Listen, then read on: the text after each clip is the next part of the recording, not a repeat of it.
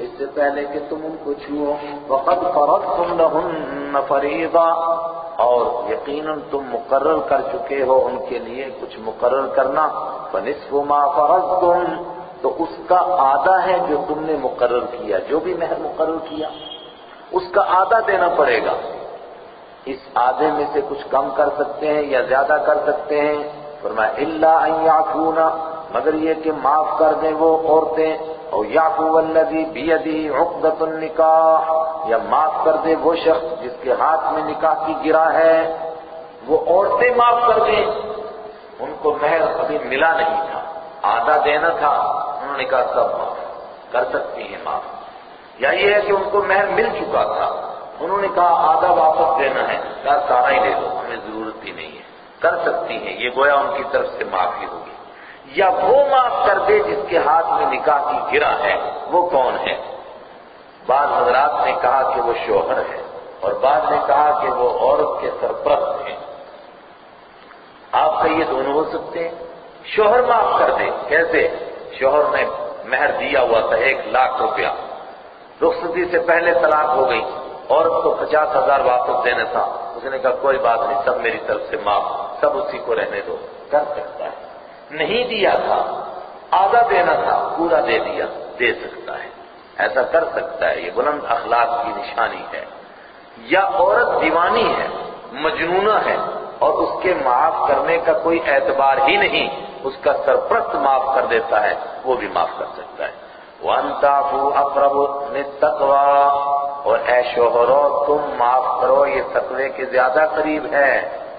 شوہر ہو، تم بڑے ہو، تم بڑے پن کا ثبوت دو، اس کے انتظار میں نہ رہو کہ عورت معاف کرے، بلکہ تم معاف کرو، اس سے کہو کہ آدھا مہر بھی معاف کر دے، نہیں بلکہ تم کہو کہ ہم پورا دے دیں گے۔ اقرب للتقویٰ، یہ تقوی کے زیادہ نزدیک ہے۔ ولا تنسوا الفضل بینکم، اور مت بھولو تم فضل کرنا، مہربانی کرنا، بینکم، آپس میں۔ جب آپس میں رشتہ ہوا تھا کیسے پیار اور محبت سے ہوا تھا، اب جدائی کا وقت آیا تو اس وقت میں بھی ایک دوسرے پر مہربانی کرنا، بلند اخلاق اور کردار کو نہ بھولو۔ ان اللہ بما تعملون بصیر، بے شک تم جو کچھ کرتے ہو اللہ تعالیٰ اس کو دیکھ رہا ہے، سب اس کی نگاہوں میں ہے، اس کے مطابق فیصلہ ہوگا۔ اسی یقین کے ساتھ نیکی کرو کہ ہمارا مالک ہم کو دیکھ رہا ہے۔ یہ لمبا بیان چلا اخلاق کا، بات میں سے بات نکلی تھی، وہ آئی تھی بات کہاں سے کہ جو عورتوں سے ایلا کرتے ہیں، وہاں سے نکلتے چلتے بات یہاں تک پہنچی، فوراً جھنجھوڑا گیا، تنبیہ کی گئی کہ ان چکروں میں رہ کر کے کہیں نماز روزے سے غافل نہیں ہو جانا۔ نکاح اور بیاہ کے ایسے چکر ہیں کہ انسان نماز سے غافل ہو جاتا ہے، اور خاص طور سے عصر کی نماز سے غافل ہوتا ہے۔ کیوں؟ کسی کی بیٹی رخصت ہو رہی ہے، اسی دوڑ بھاگ میں لگا ہوا ہے، عصر کی نماز ہی چلی گئی، اور کسی بیچارے کا نکاح ہوگا، بس تھوڑا سا کام رہے گا، وہ تب تک عصر ہی گئی۔ حافظوا علی الصلوات والصلاۃ الوسطی، او ایمان والو نگاہ رکھو، محافظت کرو، نگرانی کرو تمام نمازوں کی، والصلاۃ الوسطی، خاص طور سے درمیانی نماز کی۔ اور درمیانی نماز سے مراد کون سی نماز ہے؟ 40 کے قریب اقوال ہیں، لیکن عصر کی نماز مراد ہو یہ راجح ہے۔ وجہ 2 دلیلیں عرض کر دیتا ہوں۔ ایک مقام پر آپ صلی اللہ علیہ وسلم نے فرمایا کہ جس کی عصر کی نماز چھوٹی وہ ایسا ہے گویا کہ اس کے بیوی بچے سب مر گئے، وہاں پر عصر کی نماز کو صلاۃ وسطیٰ فرمایا گیا۔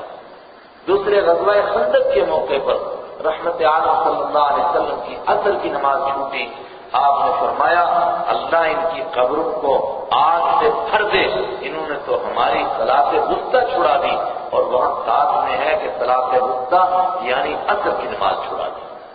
ان 2 روایتوں کی وجہ سے صلاۃ وسطیٰ سے مراد جمہور امت کے نزدیک عصر کی نماز ہے۔ دیکھیے کیسا جوڑ، کون کہہ سکتا ہے کہ انسان کا کلام ہے؟ انسان کی نظر جائے گی ان باتوں پر؟ شادی بیاہ کا ذکر ہو رہا ہے تو شادیوں اور بیاہ اور اس چکر میں نماز چھوٹ جاتی ہے، اور کتنوں کی نماز چھوٹی ہوگی؟ اپنی زندگی پر نگاہ ڈالیں، آپ کی نہیں چھوٹی ہوگی تو نماز چھوٹتے ہوئے آپ نے دوسروں کو دیکھا ہوگا، اور مردوں کی نہ چھوٹے تو عورتوں کی تو یقینی طور ان کو تو خیال ہی نہیں ہوتا ہے۔ بہت ساری عورتیں سوچتی ہیں سفر میں ہم پر نماز فرض ہی نہیں ہے، گھر آ کر کے ساری اکٹھی کر کے پڑھیں گی. اور اسی طریقے سے شادی بیاہ میں کہاں نماز یاد رہتی ہے جی، بعد میں پڑھ لیں گے دوسرے دن. حافظوا علی الصلوات، پابندی کرو ساری نمازوں کی، والصلاۃ الوسطی. اور یوں بھی آپ کہہ سکتے ہیں کہ ایک دوسرے کے حقوق ادا کرنے کے لیے اللہ کا تقوی ضروری ہے، اس کی معرفت ضروری ہے، اس کی محبت ضروری ہے، اور اس کی معرفت پیدا کرنے کے لیے نماز سے بڑھ کر کوئی چیز نہیں ہے. فَإِنْ خِفْتُمْ فَرِجَالًا أَوْ رُكْبَانًا، نماز کی پابندی کرو، سخت حکم ہے، ہر حال میں پابندی کریں. اگر گھمسان کی جنگ ہو اور انسان کھڑے ہو کر ایک جگہ نماز نہ پڑھ سکے تو پھر کیسے پڑھے نماز؟ چلتے چلتے پڑھو، چلتے چلتے پیدل چلتے چلتے نماز پڑھو، مگر چھوڑنے کی اجازت نہیں ہے. اور سواری پر ہیں، اترنے کے حالات بھی نہیں ہیں، گھمسان کی جنگ چل رہی ہے تو کیا نماز چھوڑ دیں؟ فرمایا سواری پر کھڑے کھڑے ہی سواری پر ہی نماز پڑھ لو. اور سواری پر اشارے سے بھی نہیں پڑھ سکتے اور چلتے چلتے اشارے سے بھی نہیں پڑھ سکتے تو ابھی جو روایت میں نے سنائی، جب یہ دونوں قسم کی چیزیں فوت ہو جائیں تو معلوم ہوا کہ پھر چھوٹ جائے نماز تو اس کی بھی گنجائش ہے، اگر اتنی گھمسان کی جنگ ہو کہ اشارے سے بھی نہ پڑھ سکیں. فَإِنْ خِفْتُمْ، بس اگر تم کو ڈر ہو، خوف ہو کہ کھڑے ہو کر نماز نہ پڑھ سکو، فَرِجَالًا، تو پھر پیدل چلتے چلتے نماز پڑھو، اور رُكْبَانًا، یا سواری کی حالت میں ہی نماز پڑھو. ہاں فَإِذَا أَمِنْتُمْ، پس جب تم کو امن ہو جائے، فَاذْكُرُوا اللَّهَ، پھر اللہ کو یاد کرو، كَمَا عَلَّمَكُمْ، جیسا کہ اس نے تم کو سکھایا، جو نماز کے آداب ہیں، جو طریقے ہیں، پھر اس طرح نماز پڑھو. مَا لَمْ تَكُونُوا تَعْلَمُونَ، جو تم نہیں جانتے تھے. وہ میں نے عرض کیا تھا عالم الغیب کی بحث، علمک ما لم تکن تعلم، سکھایا تجھ کو جو تو نہیں جانتا تھا. اگر اس سے عالم الغیب ہونا ثابت ہوا، علمکم ما لم تکونوا تعلمون، تو پھر اس سے ساری امت کا عالم الغیب ہونا ثابت ہو گیا. سکھایا تم کو ما لم تکونوا تعلمون، جو تم نہیں جانتے تھے. ہوائی باتیں ہیں. والذین یتوفون منکم ویذرون ازواجا، اور وہ لوگ جو وفات پاتے ہیں تم میں سے اور چھوڑ جاتے ہیں اپنی بیویوں کو اپنے پیچھے. اوپر تو بتایا تھا کہ 4 مہینہ 10 دن وہ عورتیں عدت گزاریں گی جن کے شوہر مر گئے. لیکن یہ آیت جو تلاوت کے اعتبار سے بعد میں ہے لیکن نزول کے اعتبار سے یہ پہلے نازل ہوئی تھی، اس میں دوسرا حکم تھا. ابھی عدت 4 مہینے 10 دن نہیں تھی. فرمایا ایسی عورت کے لیے، ایسے مرد پر فرض ہے کہ وہ وصیت کر جائے اپنے رشتہ داروں کو کہ 1 سال تک اس کو خرچہ دیا جائے، اور ظاہر ہے کہ 1 سال تک وہ گھر میں رہے.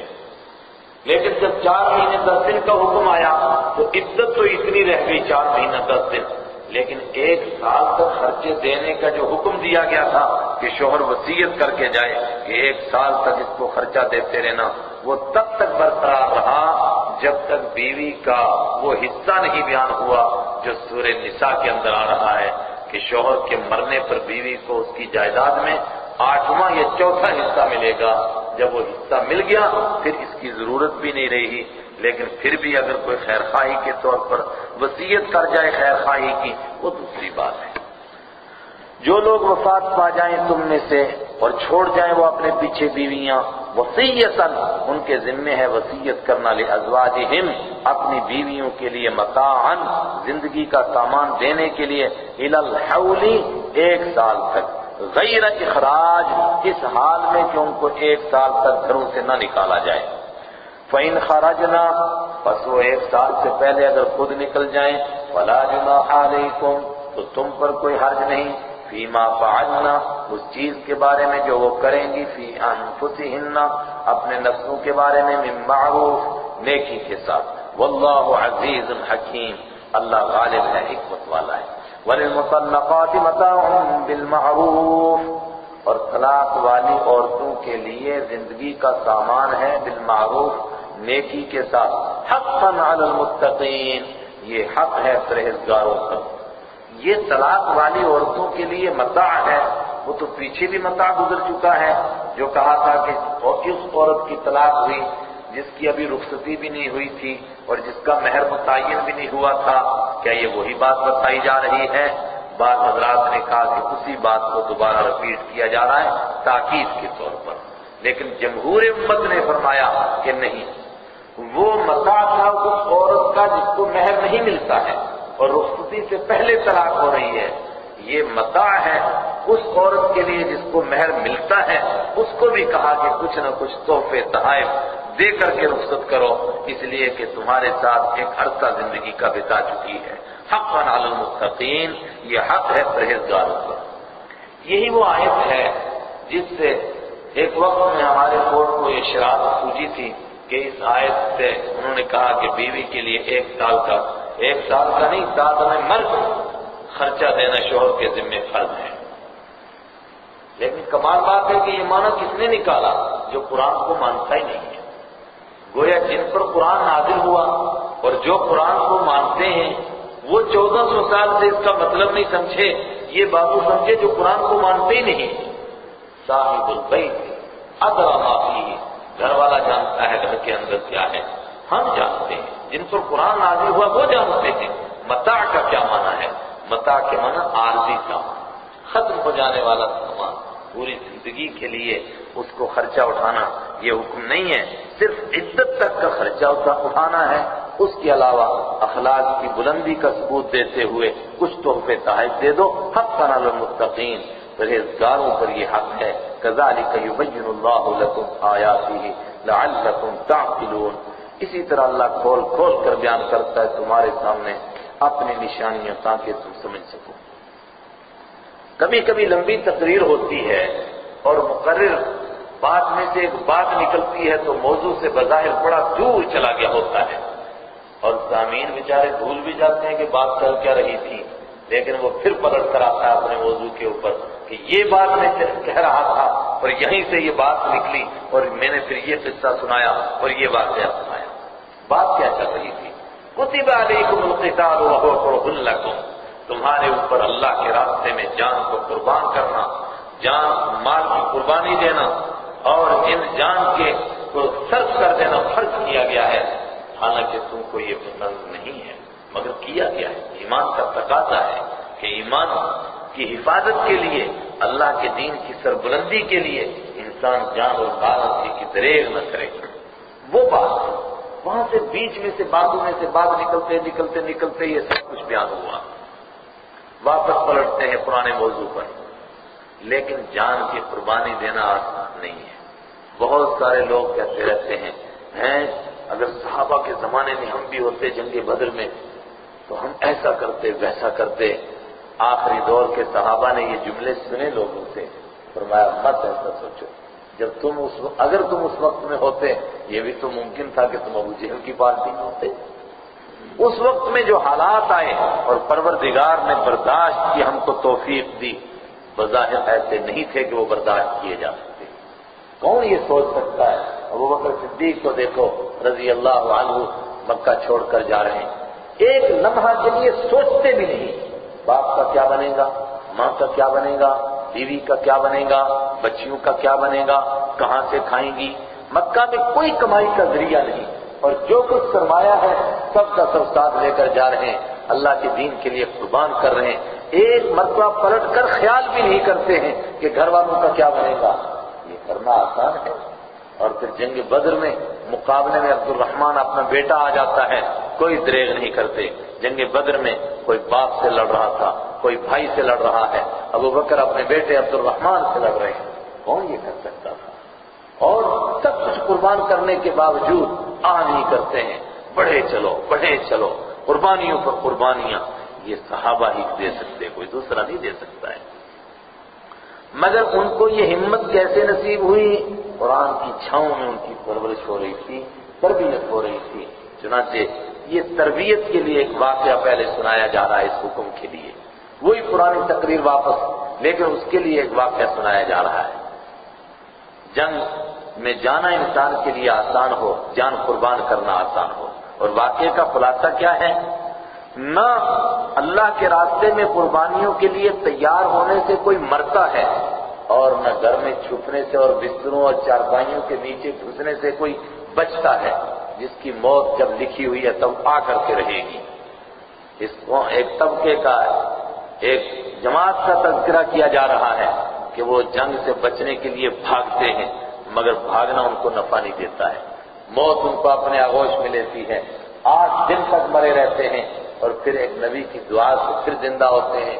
پروردگار یہی دکھانا چاہتا ہے کہ بھاگنا تم کو بچائے گا نہیں، میدان میں جانا تم کو مارے گا نہیں، موت اپنی وقت پر آئے گی۔ جس کی میدان میں موت آئی اس کا مطلب کہ اسی وقت میں اسی لمحے میں اس کو مرنا ہی مرنا تھا، اگر چارپائی کے نیچے چھپ جاتا تب بھی مرتا، بستروں میں دبک جاتا تب بھی مرتا، خوش قسمتی ہوئی کہ میدان میں گیا اور وہاں موت نصیب ہوئی۔ أَلَمْ تَرَ إِلَى الَّذِينَ خَرَجُوا مِنْ دِيَارِهِمْ، اے رحمت عالم صلی اللہ علیہ وسلم، کبھی آپ نے دیکھا کہ آپ نے دیکھا نہیں، آپ نے سوچا نہیں، آپ جانتے ہیں اس واقعے کو؟ آپ نہیں جانتے اس واقعے کو؟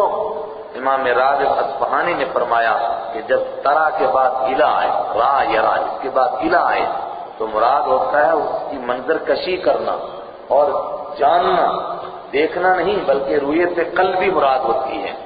آپ نہیں جانتے اس واقعے کو، اور اس کا مطلب یہ نہیں کہ آپ جانتے ہیں، یہاں جاننا چاہیے کیسا زبردست واقعہ تھا۔ الذین خرجوا من دیارہم، ان لوگوں کی طرف جو نکلے تھے اپنے گھروں سے، وہم الوف، اور وہ ہزاروں کی تعداد میں تھے، نکلے تھے حذر الموت، موت کے ڈر کی وجہ سے، فقال لهم اللہ موتوا، تو اللہ نے فرمایا ان سے مر جاؤ، سب کے سب مر گئے، ایک عرصے تک مرے رہے، ثم احیاہم، پھر اللہ نے ان کو زندہ کیا۔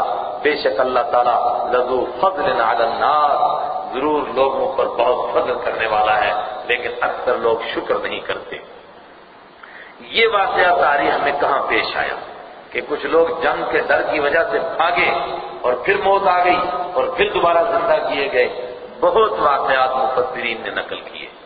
ایک واقعہ جو بنی اسرائیل میں پیش آیا وہ حضرت حزقیل علیہ السلام کے زمانے کا ہے کہ قوم کو جنگ کے لیے کہا گیا تو جنگ سے ڈر کے مارے بھاگے، لیکن کچھ ہی دور جا کر کے سب مر گئے، اور پھر 8 یا 11 دن تک مرے رہے، اور حضرت حزقیل علیہ السلام نے دعا فرمائی، پروردگار نے پھر زندگی نصیب کی ان کو۔ یہ کتنے تھے؟ تعداد بھی مختلف بیان ہوئی، کم سے کم 4000، زیادہ سے زیادہ 40,000 تک بیان ہوئے، اور دوسرے حضرات نے اور بھی بہت سارے واقعات نقل کیے ہیں۔ اللہ کو تو صرف اتنا بتانا ہے کہ دیکھو یہ بھاگ رہے ہیں موت سے ڈر کے، مگر بھاگنا ان کو نفع نہیں دے رہا ہے۔ بعض حضرات نے جنگ کے بجائے طاعون سے بچنے کے لیے بھاگتے ہوئے لوگوں کے واقعات بھی نقل کیے۔ طاعون ایک بیماری ہے، متعدی ہے، ایک کو لگتی ہے تو پھیل جاتی ہے، بس ایک کو دفن کرتے ہیں تو دوسرا گرتا ہے، دوسرا ابھی دفن نہیں ہوتا تیسرا گرتا ہے۔ طاعون کی بیماری، اللہ ہم سب کی حفاظت فرمائے۔ کچھ عرصہ پہلے تھوڑا سا اس کا جھٹکا لگا تھا، آج سے کوئی 10-12 سال پہلے گجرات وغیرہ کے علاقے میں، لیکن پھر اللہ نے حفاظت فرما دی۔ اس طاعون کی بیماری سے بچنے کے لیے کچھ لوگ بھاگ رہے تھے اپنے علاقے سے، اور بھاگنے سے بچ نہیں سکے بلکہ سب مر گئے اور پھر دوبارہ زندہ ہوئے۔ یہ بھی واقعات بیان کیے۔ رحمت عالم صلی اللہ علیہ وسلم نے امت کو ادب سکھایا کہ جہاں تم موجود ہو اور طاعون کی بیماری پھیل جائے وہاں سے بھاگو مت، اور جہاں پھیلی ہوئی ہو وہاں جاؤ مت۔ اب اس میں کتنی حکمتیں ہیں، کیا کیا راز ہیں، وہ آپ خود ہی غور کرتے رہیں۔ وَقَاتِلُوا فِي سَبِيلِ اللَّهِ، اور جنگ کرو اللہ کے راستے میں، وَاعْلَمُوا، لیکن اللہ کے راستے میں۔ جہاں بھی اللہ کے جنگ کا ذکر آتا ہے فوراً فی سبیل اللہ، اللہ کے راستے میں، اللہ کے راستے میں۔ کیوں؟ جنگ عربوں کے لیے کوئی ناواقف چیز نہیں تھی، جنگ تو ان کی گھٹی میں پڑی ہوئی تھی۔ ایک شاعر کہتا ہے نقاتل الاعداء، ہمارا کام ہے دشمنوں کی گردنیں کاٹنا۔ فَإِن لَّمْ نَجِدْ فَإِخْوَانَنَا، ہم جنگجو لوگ ہیں، اگر دشمن نہیں ملتے تو بھائیوں کے گلے کاٹتے، چپ نہیں ہم بیٹھ سکتے۔ تو جنگ تو ان کی گھٹی میں پڑی ہوئی تھی، پھر ان کو کس جنگ کی ترغیب دی جا رہی تھی؟ جو قوم کے لیے نہ ہو، علاقے کے لیے نہ ہو، وطن کے لیے نہ ہو، اپنی غیرت جتانے کے لیے نہ ہو، پیسے بٹورنے کے لیے نہ ہو، ملک کی حدود بڑھانے کے لیے نہ ہو، اپنی بہادری دکھانے کے لیے نہ ہو، فی سبیل اللہ، صرف اللہ کے لیے ہو، اللہ کی محبت میں ہو، اللہ کے دین کے لیے ہو، اللہ کے دشمنوں کے ساتھ ہو، اور کسی کے ساتھ نہیں۔ وقاتلوا فی سبیل اللہ، اور جنگ کرو اللہ کے راستے میں۔ واعلموا، اور جان لو ان اللہ سمیع علیم، اللہ تعالیٰ سننے والا جاننے والا ہے۔ اور جو جنگ کرے گا تو میں نے کہا کہ جان کی قربانی کے ساتھ مال کی قربانی بھی دے گا، اور مال کی قربانی کی ترغیب دی گئی دوسرے انداز سے۔ فرمایا جو مال کی قربانی دیتا ہے گویا وہ مال کو ہمیں قرضے کے طور پر دے دیتا ہے۔ جس طرح قرضہ واپس ملنا یقینی ہوتا ہے، اسی طرح اس مال کا ثواب اس کو یقیناً مل کر رہے گا، ہو ہی نہیں سکتا ہے کہ ضائع ہو جائے۔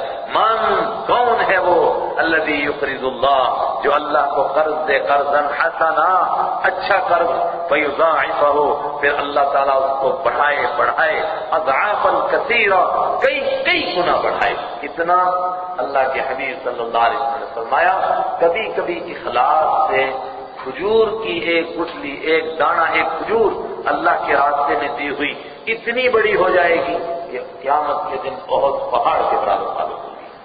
آدمی حیران ہو گیا، اللہ میں نے اتنی کہاں خیرات کی ہے؟ فرمایا جائے گا کہ یہ سنے جو اخلاص کے ساتھ ایک کھجور خیرات کی تھی، یہ بڑھتے بڑھتے اور پہاڑ بن گئی۔ واللہ یقبض ویبسط، اور پروردگار ہی تنگ دستی کرتا ہے، تنگ رزق میں کمی کرتا ہے، یبسط، اور وہی پھیلاتا ہے روزی کو، وہی تنگی کرتا ہے، وہی پھیلاتا ہے، مطلب اس کے راستے میں خرچ کرنے سے کوئی تنگ دست نہیں ہو جائے گا، اور اس کے راستے سے بچانے سے وہ کوئی کشادہ دست نہیں ہو جائے گا، یہ تو صرف اللہ کرتا ہے۔ وَإِلَيْهِ تُرْجَعُونَ، اور اسی کی طرف تم کو لوٹایا جائے گا۔ أَلَمْ تَرَ إِلَى الْمَلَإِ مِنْ بَنِي إِسْرَائِيلَ، ایک اور بات بتائی جا رہی ہے، اللہ کے راستے کی جنگ کا جب اعلان ہوگا نا، بڑے بڑے درویش میدان میں آ جائیں گے، جناب ہم بھی تیار، ہم بھی تیار۔ ایسے وقت کے اندر قائد کو دھوکہ نہیں کھانا چاہیے، بھیڑ سے اور یہ جوشیلے نہروں سے دھوکہ بڑے لوگوں نے کھایا اور کھاتے ہی جا رہے ہیں، آج بھی کھاتے جا رہے ہیں۔ ایسے جوشیلے نہریں سنیں ہیں لوگ دوڑ پڑے کہ بس جناب یہ لوگ تو اللہ کے لیے سب کچھ قربان کر دیں گے۔ نہیں، ایک تھپڑ پڑے گا واپس بھی لوٹ کے آ جائیں گے۔ ایسے وقت کے لیے قائد کو بہت گہری نگاہ سے دیکھنا ہے، مخلص کون ہے، کن پر بھروسہ کرنا ہے، کیسے لوگوں کو ساتھ لے کر کے چلنا ہے۔ اس کے لیے بنی اسرائیل کی واقعات میں سے ایک واقعہ سنایا جا رہا ہے۔ بنی اسرائیل کی تاریخ کے مختلف ادوار ہیں۔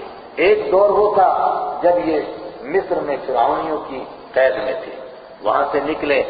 پھر دوسرا دور آیا جب حضرت موسیٰ علیہ السلام کے ساتھ تھے مگر انہوں نے جہاد کرنے سے انکار کیا۔ پھر 40 سال تک وادی تیہ میں چکر کاٹتے رہے۔ پھر تیسرا دور آیا جب حضرت یوشع ابن نون علیہ السلام کی قیادت میں انہوں نے جنگ کی اور یہ فلسطین اور پورے علاقے کے مالک بن گئے۔ پھر چوتھا دور وہ ہے ان کا کہ جب پھر خدا کے باغی ہوئے، پھر اس کے احکام توڑے، پھر پروردگار نے ان کے اوپر دشمنوں کو مسلط کیا اور ایک دوسری قوم عمالقہ ان پر قابض ہو گئی، ان کے بہت سارے علاقے چھین لیے، ان کے لوگ گرفتار کر لیے ہیں اور ان سے ان کے کچھ تبرکات کو بھی وہ چھین کر لے گئے۔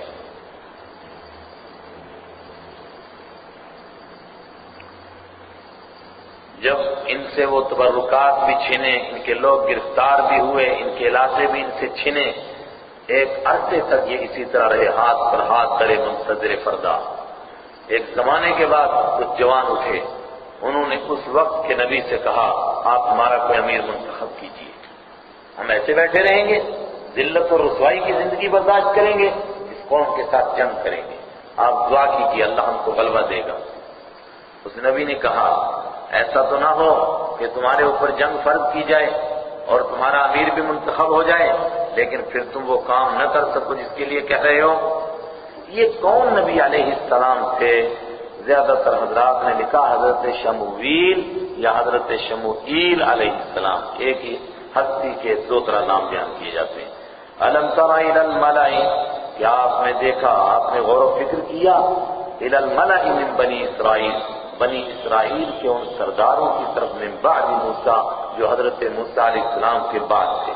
اذ قالوا لنبی لهم ابعث لنا، جب انہوں نے کہا اپنے نبی سے ابعث لنا ملکا، مقرر کیجئے ہمارے لیے کوئی بادشاہ، تو امیر مقرر کیجئے، اٹھائیے، نکالیے، یعنی مقرر کیجئے، نقاتل فی سبیل اللہ، ہم اللہ کے راستے میں جنگ کریں گے۔ قال هل عسیتم من کتب علیکم القتال، نبی علیہ السلام نے فرمایا هل عسیتم، کیا قریب نہیں یہ بات، ان کتبہ اگر فرض کی جائے تمہارے اوپر القتال و جنگ، اللہ تقاتلوا کہ تم جنگ نہ کرو۔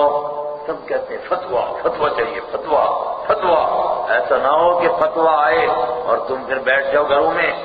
قالوا وما لنا لا نقاتل فی سبیل اللہ، انہوں نے کہا کیا ہو گیا ہم کو، اللہ نقاتل فی سبیل اللہ، کہ ہم اللہ کے راستے میں جنگ نہ کریں۔ وقد اخرجنا من دیارنا وابنائنا، حالانکہ نکالا گیا ہم کو ہمارے شہروں سے، وابنائنا اور ہمارے بیٹوں سے، ہمارے بیٹے گرفتار ہو گئے، ہمارے گھر اجاڑ دیے گئے اور ہم جنگلوں کی طرف بھاگنے کے لیے مجبور ہو گئے۔ یہ حضرت داؤد علیہ السلام سے کچھ پہلے کے دور کی بات ہے۔ جب انہوں نے اصرار کیا تو حضرت شموئیل علیہ السلام نے دعا کی، جہاد ان پر فرض ہو گیا، امیر مقرر ہو گئے۔ فلما كتب عليهم القتال، تو جب ان پر جہاد فرض کیا گیا، تولوا منہ موڑ لیا، الا قليلا منهم مگر ان میں سے تھوڑے لوگ۔ فرض ہوتے کہنے لگے جی آپ دعا کر دو نا ایسی فتح ہو جائے، معجزہ بھی تو دکھاتے تھے نا نبی، آج بھی کوئی معجزہ دکھا دو، ایسے ہی اگر ہو جاتا کیسا اچھا رہتا۔ یہ تو بڑا مشکل ہے جی، فلانے کے لڑکے تو گرفتار ہوئے تو ہم خود اپنوں کو لے کر کے مروائیں، یہ بڑا مشکل کام ہے جی۔ واللہ علیم بالظالمین، اللہ جانتا ہے ایسے ظالموں کو جو پہلے کہیں کہ قربانیاں دیں گے اور جب فرض ہو تو پھر کھسک جائیں۔ وقال لهم نبيهم ان اللہ قد بعث لكم طالوت ملكا، امیر منتخب کرنا تھا اور کہا ان سے ان کے نبی نے بے شک اللہ تعالیٰ نے قد بعث یقیناً مقرر کر دیا تمہارے لیے حضرت طالوت کو ملکا بادشاہ بنا کر، تمہارے لیے مقرر ہو گئے، وہ تمہارے بادشاہ رہیں گے۔ حضرت طالوت یہ کون تھے؟ یہ کسی مشہور خاندان کے بنی اسرائیل میں سے نہیں تھے۔ کون سے خاندان؟ جو ان میں سے حکومت کیا کرتے تھے، جو ان میں سے امیر بنا کرتے تھے۔ انہوں نے اپنے ذہن میں کچھ زاویے بنائے ہوئے تھے، ہمارے برادران وطن کی طرح، جس طرح انہوں نے انسانوں کو 4 طبقوں میں تقسیم کیا تھا نا، کچھ صرف خدمت کرنے کے لیے اور کچھ دفاع کرنے کے لیے اور کچھ حکومت کرنے کے لیے اور کچھ پوجا پاٹ کے لیے، کچھ کو مالک الملک نے اپنے کس چرنوں سے پیدا کیا اور کچھ کو فلاں جگہ سے اور کچھ کو فلاں جگہ سے، اس طرح بنی اسرائیل نے بھی تقسیم کیا ہوا تھا۔ جس خاندان میں زیادہ نبی آئے تھے کہا کہ یہ خاندان ہے، اس میں نبی آیا کریں گے، اس خاندان کے لوگ بادشاہ بنیں گے۔ حضرت طالوت ایک عام خاندان کے تھے اور بکریاں چرایا کرتے تھے۔ انہوں نے کہا حضرت طالوت تمہارے لیے بادشاہ مقرر ہوئے۔ لوگوں نے کہا قالوا انا یکون له الملک، قالوا انہوں نے کہا انا کیسے، یکون له الملک کیسے ہو سکتی ہے اس کے لیے بادشاہی، علینا ہمارے اوپر، ونحن احق بالملک منہ حالانکہ ہم زیادہ حقدار ہیں اس سے بادشاہی کے۔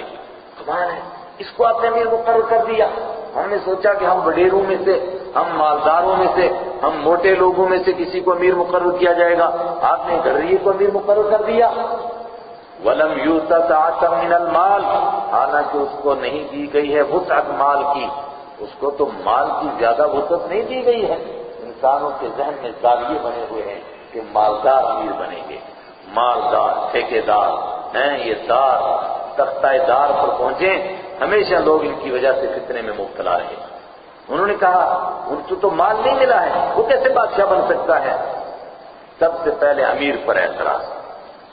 یہ کون لوگ تھے جنہوں نے اعتراض کیا؟ تولو والے تھے کہ ان کے بعد والے تھے؟ دونوں طرح کی تفسیریں۔ بعد میں کہا کہ جو پھر گئے سو پھر گئے تھے، جو باقی بچے تھے انہوں نے بھی اعتراض کیا، اور بعد میں کہا کہ نہیں پھرنے والوں نے ہی اعتراض کیا۔ قال ان اللہ اصطفاہ علیکم، فرمایا میں نے نہیں منتخب کیا، یہ اللہ نے منتخب کیا۔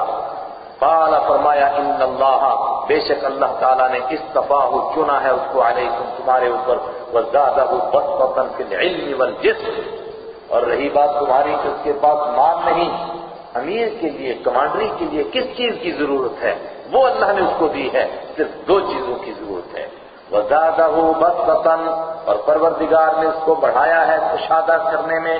کس بارے میں کشادہ کیا؟ فی العلم والجسم، ایک علم میں اور دوسرے جسم میں۔ علم نہیں ہوگا مار دھاڑ کرنا شروع کر دے گا، اس کو حقوق کا پتہ نہیں ہوگا، اور اگر جسم نہیں ہوگا علم ہوگا تو پھر بیچارہ کمزور کر کیا سکے گا، دوسروں کو بہادری کی دعوت دے گا مگر خود ہل ہی نہیں سکتا، کرے گا کیا؟ دو چیزیں پروردگار نے اس کو عطا فرمائیں۔ واللہ یؤتی ملکہ من یشاء، اور اللہ تعالیٰ دیتا ہے اپنی بادشاہی جس کو چاہتا ہے، یہ اس کی مرضی ہے، اس پر کوئی اعتراض کر سکتا ہے؟ واللہ واسع، اللہ تعالیٰ وسعت والا ہے، بہت زیادہ کچھ دینے والا ہے، وسیع العلم، وسیع الحلم اور وسیع العطا ہے، بہت زیادہ عطا کرنے والا ہے، علیم، بہت زیادہ جاننے والا ہے۔ لوگ ابھی مطمئن نہیں ہوئے، کیسے پتا چلے کہ یہ اللہ نے منتخب کیا ہے؟ کا اس کی ایک نشانی ہے، اللہ کی طرف سے اگر اس کا انتخاب ہے تو جو تمہارے تبرکات چھین کر کے قوم امالیقہ کے لوگ، جالوت کے لوگ لے گئے تھے، وہ اچانک اللہ کی قدرت سے تمہارے پاس واپس آ جائیں گے، اور اگر اللہ کی طرف سے منتخب نہیں ہوں گے تو نہیں آئیں گے۔ کیا چھین کر لے گئے تھے؟ ایک تابوت سکینہ، ایک صندوق تھا جس کے اندر ان کے بزرگوں کی کچھ چیزیں رکھی ہوئی تھیں۔ کیا کیا تھا؟ تورات کی وہ اصلی تختیاں تھیں جو حضرت موسیٰ علیہ السلام کو دی گئی تھیں، اور اس کے علاوہ حضرت موسیٰ علیہ السلام اور حضرت ہارون علیہ السلام کی باقی چھوڑی ہوئی کچھ چیزیں تھیں۔ کیا تھیں؟ بعد نے کہا عصائے موسوی تھا، اور بعد نے کہا حضرت موسیٰ اور حضرت ہارون علیہ السلام کی دستاریں مبارک تھی۔ آپ کے یہاں میں دستار ہی نہیں تو معلوم ہے انبیاء بھی دستار پہنتے تھے۔ وقال لهم نبیہم، اور کہا ان کو ان کے نبی نے، ان آیت ملکی، بے شک اس کی بادشاہی کی نشانی، ان یأتیکم التابوت، یہ ہے کہ آ جائے گا تمہارے پاس التابوت، وہ صندوق، فیہ سکینۃ، جس میں تمہارے لیے اطمینان ہے، من ربکم، تمہارے رب کی طرف سے۔ جب یہ صندوق ان کے پاس ہوتا تھا تو یہ سمجھتے تھے کہ ہمارا غلبہ ہوگا۔ وبقیۃ مما ترک آل موسیٰ وآل ہارون، اور اس میں وہ باقی بچی ہوئی چیزیں ہیں جو چھوڑی تھی حضرت موسیٰ علیہ السلام کی آل نے اور حضرت ہارون علیہ السلام کی آل نے، تحملہ الملائکہ، اٹھا کر لائیں گے اس کو فرشتے، اور چنانچہ فرشتے لے کر آ گئے، اور لوگوں نے دیکھ لیا، کہا آپ کو مطمئن ہو گئے کہ اللہ نے منتخب کیا؟ کہا ہاں مطمئن ہو گئے۔ فرشتے کیسے لائے اٹھا کر کے؟ بعض حضرات نے تو یہ لکھا کہ اچانک وہ صندوق اڑتا ہوا ان کے سامنے آ گیا، ابھی بات چل رہی تھی صندوق سامنے، اور بعد میں کہا کہ قوم عمالقہ میں وبا پھیل گئی، کسی نے کہا کہ اس صندوق کی وجہ سے اس کو واپس کرو، انہوں نے بیل گاڑی پر رکھا اور بیلوں کو ادھر ہٹا دیا، فرشتے اس کو لے کر کے آئے، لیکن تحملہ الملائکہ کا تقاضا ہے کہ پہلی والی بات ہو، فرشتے اس کو اٹھا کر کے لائے، نہ کہ بیل شر لائے۔ ان فی ذلک لآیۃ لکم ان کنتم مؤمنین، بے شک اس میں تمہارے لیے ضرور زبردست نشانی ہے، ان کنتم مؤمنین، اگر ہو تم ماننے والے۔ متعین ہو گئے کمانڈر بھی، اور طے ہو گیا اب کوئی چارہ نہیں رہا بچنے کی، تو چل پڑا یہ طبقہ جنگ کرنے کے لیے قوم عمالقہ کے ساتھ، جنہوں نے ان کا ملک چھینا تھا، ان کی اولاد کو قتل بھی کیا تھا، گرفتار بھی کیا تھا۔ فلما فصل طالوت بالجنود، پنجابی کہتے ہیں جنہوں رب دیندہ وہ چالی بھی دیتا ہے، جس کو پروردگار کوئی عہدہ دیتا ہے نا، اس کو عہدہ برتنے کا طریقہ پہلے عطا کرتا ہے۔ حضرت طالوت کو پروردگار نے امیر بنوایا، امیر منتخب فرمایا، تو جو امیر کے لیے اوصاف ہیں وہ سب کے سب عطا فرما دیے۔ کسی مدرسے میں جانے کے لیے، کسی شیخ کے پاس جانے کی ان کو ضرورت نہیں پیش آئی۔ حدیث میں ہے قیامت سے پہلے جو حضرت مہدی آئیں گے، فرمایا ایک ہی رات میں پروردگار ان کی اصلاح فرما دے گا، سب کچھ معلوم ہو جائے گا۔ اور جب حضرت عیسیٰ علیہ السلام تشریف لائیں گے اور پھر رحمت عالم صلی اللہ علیہ وسلم کے دین کے مطابق فیصلے کریں گے تو ان کو کیسے یہ دین معلوم ہوگا؟ آگے آ رہا ہے، پروردگار خود ان کو سکھا دے گا، ابھی آ رہا ہے تیسرے پارے میں انشاءاللہ۔ حضرت طالوت جب اس لشکر کو لے کر چلے تو تو امیر کی ذمہ داری جو ہے وہ سب ان کو معلوم تھی، چنانچہ ان کو اس کا احساس تھا کہ یہ بھیڑ جو میں لے کر کے جا رہا ہوں اس کی آزمائش ہونی چاہیے، ایسا نہ ہو کہ اچانک بھگدڑ مچے اور یہ واپس بھاگے اور پھر پاؤں اکھڑے اور جن کے جمنے سے وہ بھی نہ جم سکے، ایسا ہو سکتا ہے۔ چنانچہ جب لے کر کے چلے فلما فصلا، جب جدا ہوئے لے کر چلے حضرت طالوت بالجنود لشکر کو، فصلا جدا ہوئے یعنی علاقے سے نکلے لشکر کو لے کر، قال ان اللہ مبتلیکم بنہر، فرمایا بے شک اللہ تعالیٰ آزمانے والا ہے تم کو ایک نہر پر، سخت گرمی کا مہینہ، سخت گرمی کا موسم، بہت پیاس، پانی تھوڑا ساتھ لے کر چلے ختم ہو جائے گا، نہر پر پہنچیں گے پانی نہیں ہوگا، اللہ اس نہر پر آزمائش کرے گا تمہاری کیا؟ فمن شرب منہ فلیس منی، تو جو پیے گا اس نہر میں سے فلیس منی، وہ مجھ میں سے نہیں رہے گا، وہ میری جماعت کا آدمی نہیں ہوگا، ومن لم یطعمہ، اور جو نہیں چکھے گا اس کو فإنہ منی، پس بے شک وہ مجھ میں سے ہوگا، الا من اغترف غرفۃ بیدہ، مگر من وہ آدمی اغترف جو چلو بھر لے غرفتن ایک چلو بیدہ اپنے ہاتھ سے، اس کو بھی چلو کہتے ہیں اس کو بھی چلو، ایک ہاتھ سے، لیکن بیدہ کا تقاضا ہے کہ یہ ایک ہاتھ والا، بس اتنا جتنا ایک ہاتھ میں پانی آئے اتنا اگر کوئی پیے گا تو وہ میرا ہے، اور جو اس سے زیادہ پیے گا وہ میرا نہیں۔ اور پیاس کا تقاضا کیا ہے؟ اگر آدمی بالکل نہ پیے تو نپ جائے گا، اور اگر ایک قطرہ پڑ جائے منہ کے اندر تو پھر تو چھوٹتی نہیں ہے۔ کیسا سخت امتحان، اللہم احفظنا منہ، اللہ ہماری اس سے حفاظت فرمائے۔ کیسا سخت امتحان، نہر پر پہنچے، ایک چلو پینا ہے اس سے زیادہ نہیں، فشربوا منہ، تو پیا اس نہر میں سے ان سب نے، الا قلیلا منہم، مگر ان میں سے بہت تھوڑے تھے، اور جو پیتا گیا پانی تو بس پھر وہ گرتا گیا، پھر نہیں اٹھ سکا وہ جس نے پانی پیا، پھر کہاں پیاس چھوٹی نہیں اور پیتا ہی رہا، اور جو پانی کی پیاس کو برداشت نہ کر سکے، جو پانی کی تپش نہ سہ سکے، وہ جنگ کی گرمی کہاں برداشت کرے گا؟ یہ آزمائش تھی، جنگ ہے، کھیل اور تماشا نہیں۔ بہت سارے لوگ خالی وہ ڈرامے شرامے دیکھ کر سوچتے جنگ اسی طرح ہوتی ہوگی، وہ جنگ ہے، جنگ، گردنیں کٹیں گی، جسم کے ٹکڑے ہوں گے، وہاں جانا ہے۔ جو پیاس نہیں برداشت کر سکا وہ تلواروں کی مار برداشت کرے گا، فشربوا منہ، پیا اس کو، الا قلیلا منہم، مگر ان میں سے تھوڑوں نے۔ کتنوں نے پیا اور کتنے کو لے کر چلے تھے؟ بعد نے کہا 40,000 کو لے کر چلے تھے، اور کتنے نے پیا؟ سب نے پیا، بچے کتنے؟ حضرت قتادہ کا قول ہے 313 بچے۔ ان سے پوچھا گیا کہ حضرت طالوت کے ساتھی کتنے تھے؟ فرمایا اتنے ہی تھے جتنے محمد عربی صلی اللہ علیہ وسلم کے بدر کے میدان میں تھے۔ اور تاریخ کے بہت سارے واقعات ایسے ہیں کہ جو رونما ہی تاریخ میں اس لیے ہوئے کہ رحمت عالم صلی اللہ علیہ وسلم پیغمبر آخر الزمان کے لیے تمہید ہے، اس طرح کے واقعات ان کے زمانے میں پیش آئیں گے۔ مان لیا جائے گا اس روایت کو تو 313 بچے۔ فلما جاوزہ ہوا، پر جب کراس کیا حضرت جاوزہ اس نہر کو کراس کیا ہوا انہوں نے، حضرت طالوت نے، والذین آمنوا معہ، اور انہوں نے کراس کیا جو ان پر ایمان لائے تھے جنہوں نے پانی نہیں پیا تھا۔ جب وہاں پہنچے قالوا لا طاقت لنا اليوم بجالوت وجنودہ، انہوں نے کہا ہائے ہائے لا طاقت لنا، کوئی طاقت نہیں ہمارے لیے الیوم آج بجالوت، جالوت سے لڑنے کی، وجنودہ، اور اس کے لشکر سے لڑنے کی۔ کہاں لڑ سکتے ہیں؟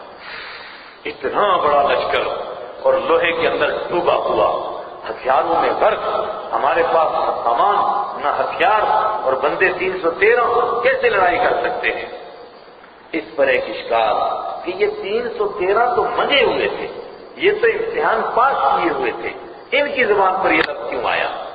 بعد نے کہا کہ نہیں، کچھ نہر کراس کر کے پینے والے بھی چلے گئے تھے، انہوں نے یہ جملہ کہا تھا اور یہ کہہ کے واپس بھاگ گئے۔ انہوں نے کہا بھائی ہمارے بس میں نہیں ہے، یہ بہت بڑا لشکر ہے، جو جان تھوڑی مروانی ہے، یہ ڈھنگ کی کوئی جنگ نہیں ہے۔ بعد نے کہا نہیں، یہ جو 313 تھے ان میں سے کچھ کامل تھے اور کچھ اکمل تھے، یہ بھی کامل تھے، لیکن انسان کی فطرت مجبور کرتی ہے سانپ دیکھ کر کے وہ گھبرائے، اتنے بڑے لشکر کو دیکھ کر کے وہ گھبرائے، لیکن اللہ نے ان کے قدم جما دیے، اور وہ کیسے قدم جمائے؟ جو اکمل تھے، زیادہ مکمل تھے اگلے والے. انہوں نے کہا کم من فئۃ قلیلۃ، کتنی چھوٹی سی ٹکڑیاں اللہ کے حکم سے بڑی بڑی جماعتوں پر غالب آ جاتی ہیں، ان کے قدم بھی جم گئے. اس دوسری تفسیر کو یہ فقیر راجح سمجھتا ہے، کس وجہ سے کہ رحمت عالم صلی اللہ علیہ وسلم کے ساتھ بھی اس طرح واقعہ پیش آیا. کیا پڑھیں گے انشاءاللہ سورہ آل عمران میں کہ غزوہ احد میں جب 300 منافق الگ ہو گئے اور 700 ایمان والے رہے، ان میں بھی 2 قبیلے ایسے تھے کہ ان کے پاؤں اکھڑنے والے تھے، لیکن اللہ نے دوسرے ایمان والوں سے کچھ ایسی ہمت کی باتیں کہلوائیں، ان کے پاؤں بھی جم گئے. اس کا ذکر آئے گا وہاں پر. اور انہی میں سے حضرت انس رضی اللہ تعالیٰ عنہ بھی تھے. لوگوں نے کہا تم تھے وہ جو احد میں تمہارے پاؤں اکھڑنے لگے تھے؟ فرمایا ہم تھے، مگر ہم کو کوئی شرمندگی نہیں. کیوں؟ اس لیے کہ ہمارے پاؤں تو اکھڑ رہے تھے، اللہ نے جمائے، اور اللہ نے فرمایا ولیہما، اللہ ان دونوں کا دوست ہے. چلو اگر ہمیں اس سلسلے میں اللہ کی دوستی کا پیغام مل گیا یہ ہمارے لیے کافی ہے، کوئی شرم کی بات نہیں. اس واقعے کو سامنے رکھتے ہوئے لگتا ہے کہ یہی لوگ تھے جو کراس کر گئے تھے، پانی نہیں پیا تھا، پکے تھے، لیکن دشمن اتنی بڑی تعداد، کتنی بڑی تعداد، کم سے کم 1 لاکھ، اور یہ 313، اللہ اکبر، 313 1 لاکھ سے ٹکرائیں گے، تو چھوٹی تعداد ہے. تاریخ اپنے کو دہراتی ہے. عرض کرتا ہوں انشاءاللہ. انہوں نے کہا ہمارے لیے طاقت نہیں جالوت سے اور اس کے لشکر سے لڑنے کی. قال الذين يظنون انهم ملاقو اللہ، کہا ان لوگوں نے جن کو پختہ یقین تھا. میں عرض کر چکا کہ ظن کے معنی کبھی یقین اور کبھی گمان. جن کو یقین تھا انہم ملاقو اللہ، کہ وہ ملنے والے ہیں اللہ سے. انہوں نے کہا کم من فئۃ قلیلۃ، کیسے اخلاص سے یہ جملہ نکلا تھا، قیامت تک جملہ باقی رہے گا. ان کی زبان سے نکلا تھا، اللہ کو پسند آ گیا، قرآن میں نازل ہو گیا، صبح قیامت تک قرآن پڑھا جائے گا، یہ جملہ بھی پڑھا جائے گا. کم من فئۃ قلیلۃ، کتنی ہی چھوٹی چھوٹی جماعتیں ہیں، قلیلۃ تھوڑی سی، غلبت فئۃ کثیرۃ باذن اللہ، وہ غالب آ گئی بڑی بڑی جماعتوں کے اوپر، زیادہ جماعتوں پر بھی باذن اللہ، اللہ کے حکم کی وجہ سے. واللہ مع الصابرین، اللہ ڈٹ جانے والوں کے ساتھ ہے. ڈٹ جاؤ، ہم اپنی طاقت سے غالب نہیں آئیں گے، اللہ کے فضل سے، اس کے حکم سے، اس کی مدد سے غالب آئیں گے. اللہ غالب کرے گا. آگے غالب کیسے غالب آئے؟ وَلَمَّا بَرَزُوا لِجَالُوتَ وَجُنُودِهِ، اور جب وہ ظاہر ہوئے، سامنے آئے، لجالوت، جالوت کے سامنے آئے اور اس کے لشکر کے سامنے آئے. ایک طرف 1 لاکھ اور ایک طرف 313. ان 313 نے جب ان کو دیکھا، اللہ کی ذات پر بھروسہ کرتے ہوئے اللہ سے دعا مانگی. قالوا ربنا، انہوں نے کہا ہے ہمارے رب، افرغ علینا صبرا، انڈھیل دے ہمارے اوپر صبر کو، انڈھیل دے. افرغ یفرغ، پانی بہانا، اردو میں مجھے جھرنے لگا دے ہمارے اوپر صبر کے، چھم لگا دے ہمارے اوپر صبر کے، صبر کے دریا بہا دے ہمارے اوپر. اللہ اکبر، اتنا صبر دے دے کہ ہم صبر کے دریا میں ڈوب جائیں. وَثَبِّتْ أَقْدَامَنَا، اور ہمارے قدم چھما دے. کہ نا بڑا آسان ہے، بس پڑھ لیا میں نے، آپ نے سن لیا. 1 لاکھ کے مقابلے میں موت کے منہ میں جانا، دیکھتے ہوئے موت ہے، یہ بڑے دل گردے کی بات ہے. صرف اللہ کی ذات پر بھروسے سے نصیب ہوتا ہے. وَانْصُرْنَا، اور مدد کر ہماری عَلَى الْقَوْمِ الْكَافِرِينَ، کافروں کے مقابلے میں، کافر لوگوں کے مقابلے میں. وَهَزَمُوهُمْ بِإِذْنِ اللَّهِ، تو شکست دے دی انہوں نے ان کو بِإِذْنِ اللَّهِ، اللہ کے حکم سے. اور کیسے شکست دی تھی؟ حضرت جالوت اس لشکر کو لے کر چلے، راستے میں حضرت داؤد علیہ السلام اللہ کے نبی سے ملاقات ہوئی. نوجوان تھے حضرت داؤد، بکریاں چراتے تھے اور نشانہ بڑا زبردست تھا. یہ بکریاں چرانے والے بھی بڑے خوش قسمت ہیں، سارے نبیوں سے بکریاں چروائی گئی. حضرت داؤد بکریاں چرانے والے، حضرت داؤد بکریاں چرانے والے. اس کے پیچھے بہت راز ہے، وہ اپنے موقع پر کبھی موقع ہوا تو عرض کروں گا. بکری والے کا نشانہ بھی بڑا تیز ہوتا ہے. بکری کو واپس موڑنے کے لیے مارتا ہے، اسے دور وہاں لا کے لگتا ہے، کنکری مارتا ہے، واپس موڑتا ہے، کبھی بکری کو ڈرانے کے لیے مارتا ہے، اس کے آگے پیچھے بھگاتا ہے۔ ان کا نشانہ بہت تیز تھا، اور وہ روایتوں میں ہے کہ وہ جو رسی ایسے ہم کرتے ہیں نا، گوکھر کہتے ہیں اس کو اردو میں، ہمارے یہاں خوبانی کہتے ہیں، آپ جو بھی اس کو کہیں، دو رسیاں ہوتی ہیں، یہاں یہ رسی وہ موٹی سی ہوتی ہے، اس کو جوڑ لیا جاتا ہے، یہاں پتھر رکھتے ہیں، پھر ایسے گھماتے ہیں، ایک طرف سے چھوڑتے ہیں اور دوسری کو پکڑ کر رکھتے ہیں تو دور جاتا ہے پتھر، مگر اس میں نشانہ رہنا یہ بہت کمال کی بات ہے۔ تیر کا، بندوق کا، وہ کون سا نشانہ؟ یہ نشانہ یہ ہوا میں مار رہا ہے، مگر بالکل نشانہ سیدھا۔ حضرت داؤد علیہ السلام نے دیکھا کہ جالوت کنارے پر کھڑا ہے اور ہوا دے رہا ہے، جنگ کو بھڑکا رہا ہے، اپنے لشکر کو ابھار رہا ہے، اور پورا غرق ہے لوہے کے اندر، زرہ پہنی ہوئی ہے، کہیں تلوار کا زخم لگنے کے لیے بھی جگہ نہیں، اگر آنکھیں کھلی ہیں، ادھر سے گھما کر جو پتھر مارا سیدھا لگا یہاں، وہیں گرا، ڈھیر ہو گیا۔ وَقَتَلَ دَاوُودُ جَالُوتَ، اور قتل کر دیا حضرت داؤد علیہ السلام نے جالوت کو۔ وَآتَاهُ اللَّهُ الْمُلْكَ، حضرت شاہ عبد القادر رحمۃ اللہ علیہ نے اس موقع پر ایک اہم بات لکھی، فرمایا یہ صوفی سنتوں کا دین ہے، بڑی اچھی بات ہے، لیکن بزدلوں اور ہیجڑوں کا دین نہیں ہے۔ بہت سارے لوگ سمجھتے ہیں کہ جنگ کرنا چاہے وہ اللہ کے راستے کی جنگ ہو، یہ کوئی نیک بندوں کا کام تھوڑا ہے، یہ تو گنڈے بدماش جنگ کرتے رہتے ہیں۔ فرمایا حضرت داؤد علیہ السلام کو کیا کہو گے، اللہ کے پیغمبر ہیں، لیکن اگر انبیاء کرام اس طرح دشمنوں اور ظالموں اور گنڈوں کے زور کو توڑیں گے نہیں تو پھر کیا ہوگا، وہ آگے آ رہا ہے۔ وَقَتَلَ دَاوُودُ جَالُوتَ، اور قتل کر دیا حضرت داؤد نے جالوت کو۔ وَآتَاهُ اللَّهُ الْمُلْكَ، اور اللہ نے حضرت داؤد کو بادشاہی دے دی۔ پہلے حضرت طالوت کو ملی، ان کی وفات کے بعد حضرت داؤد بادشاہ بن گئے۔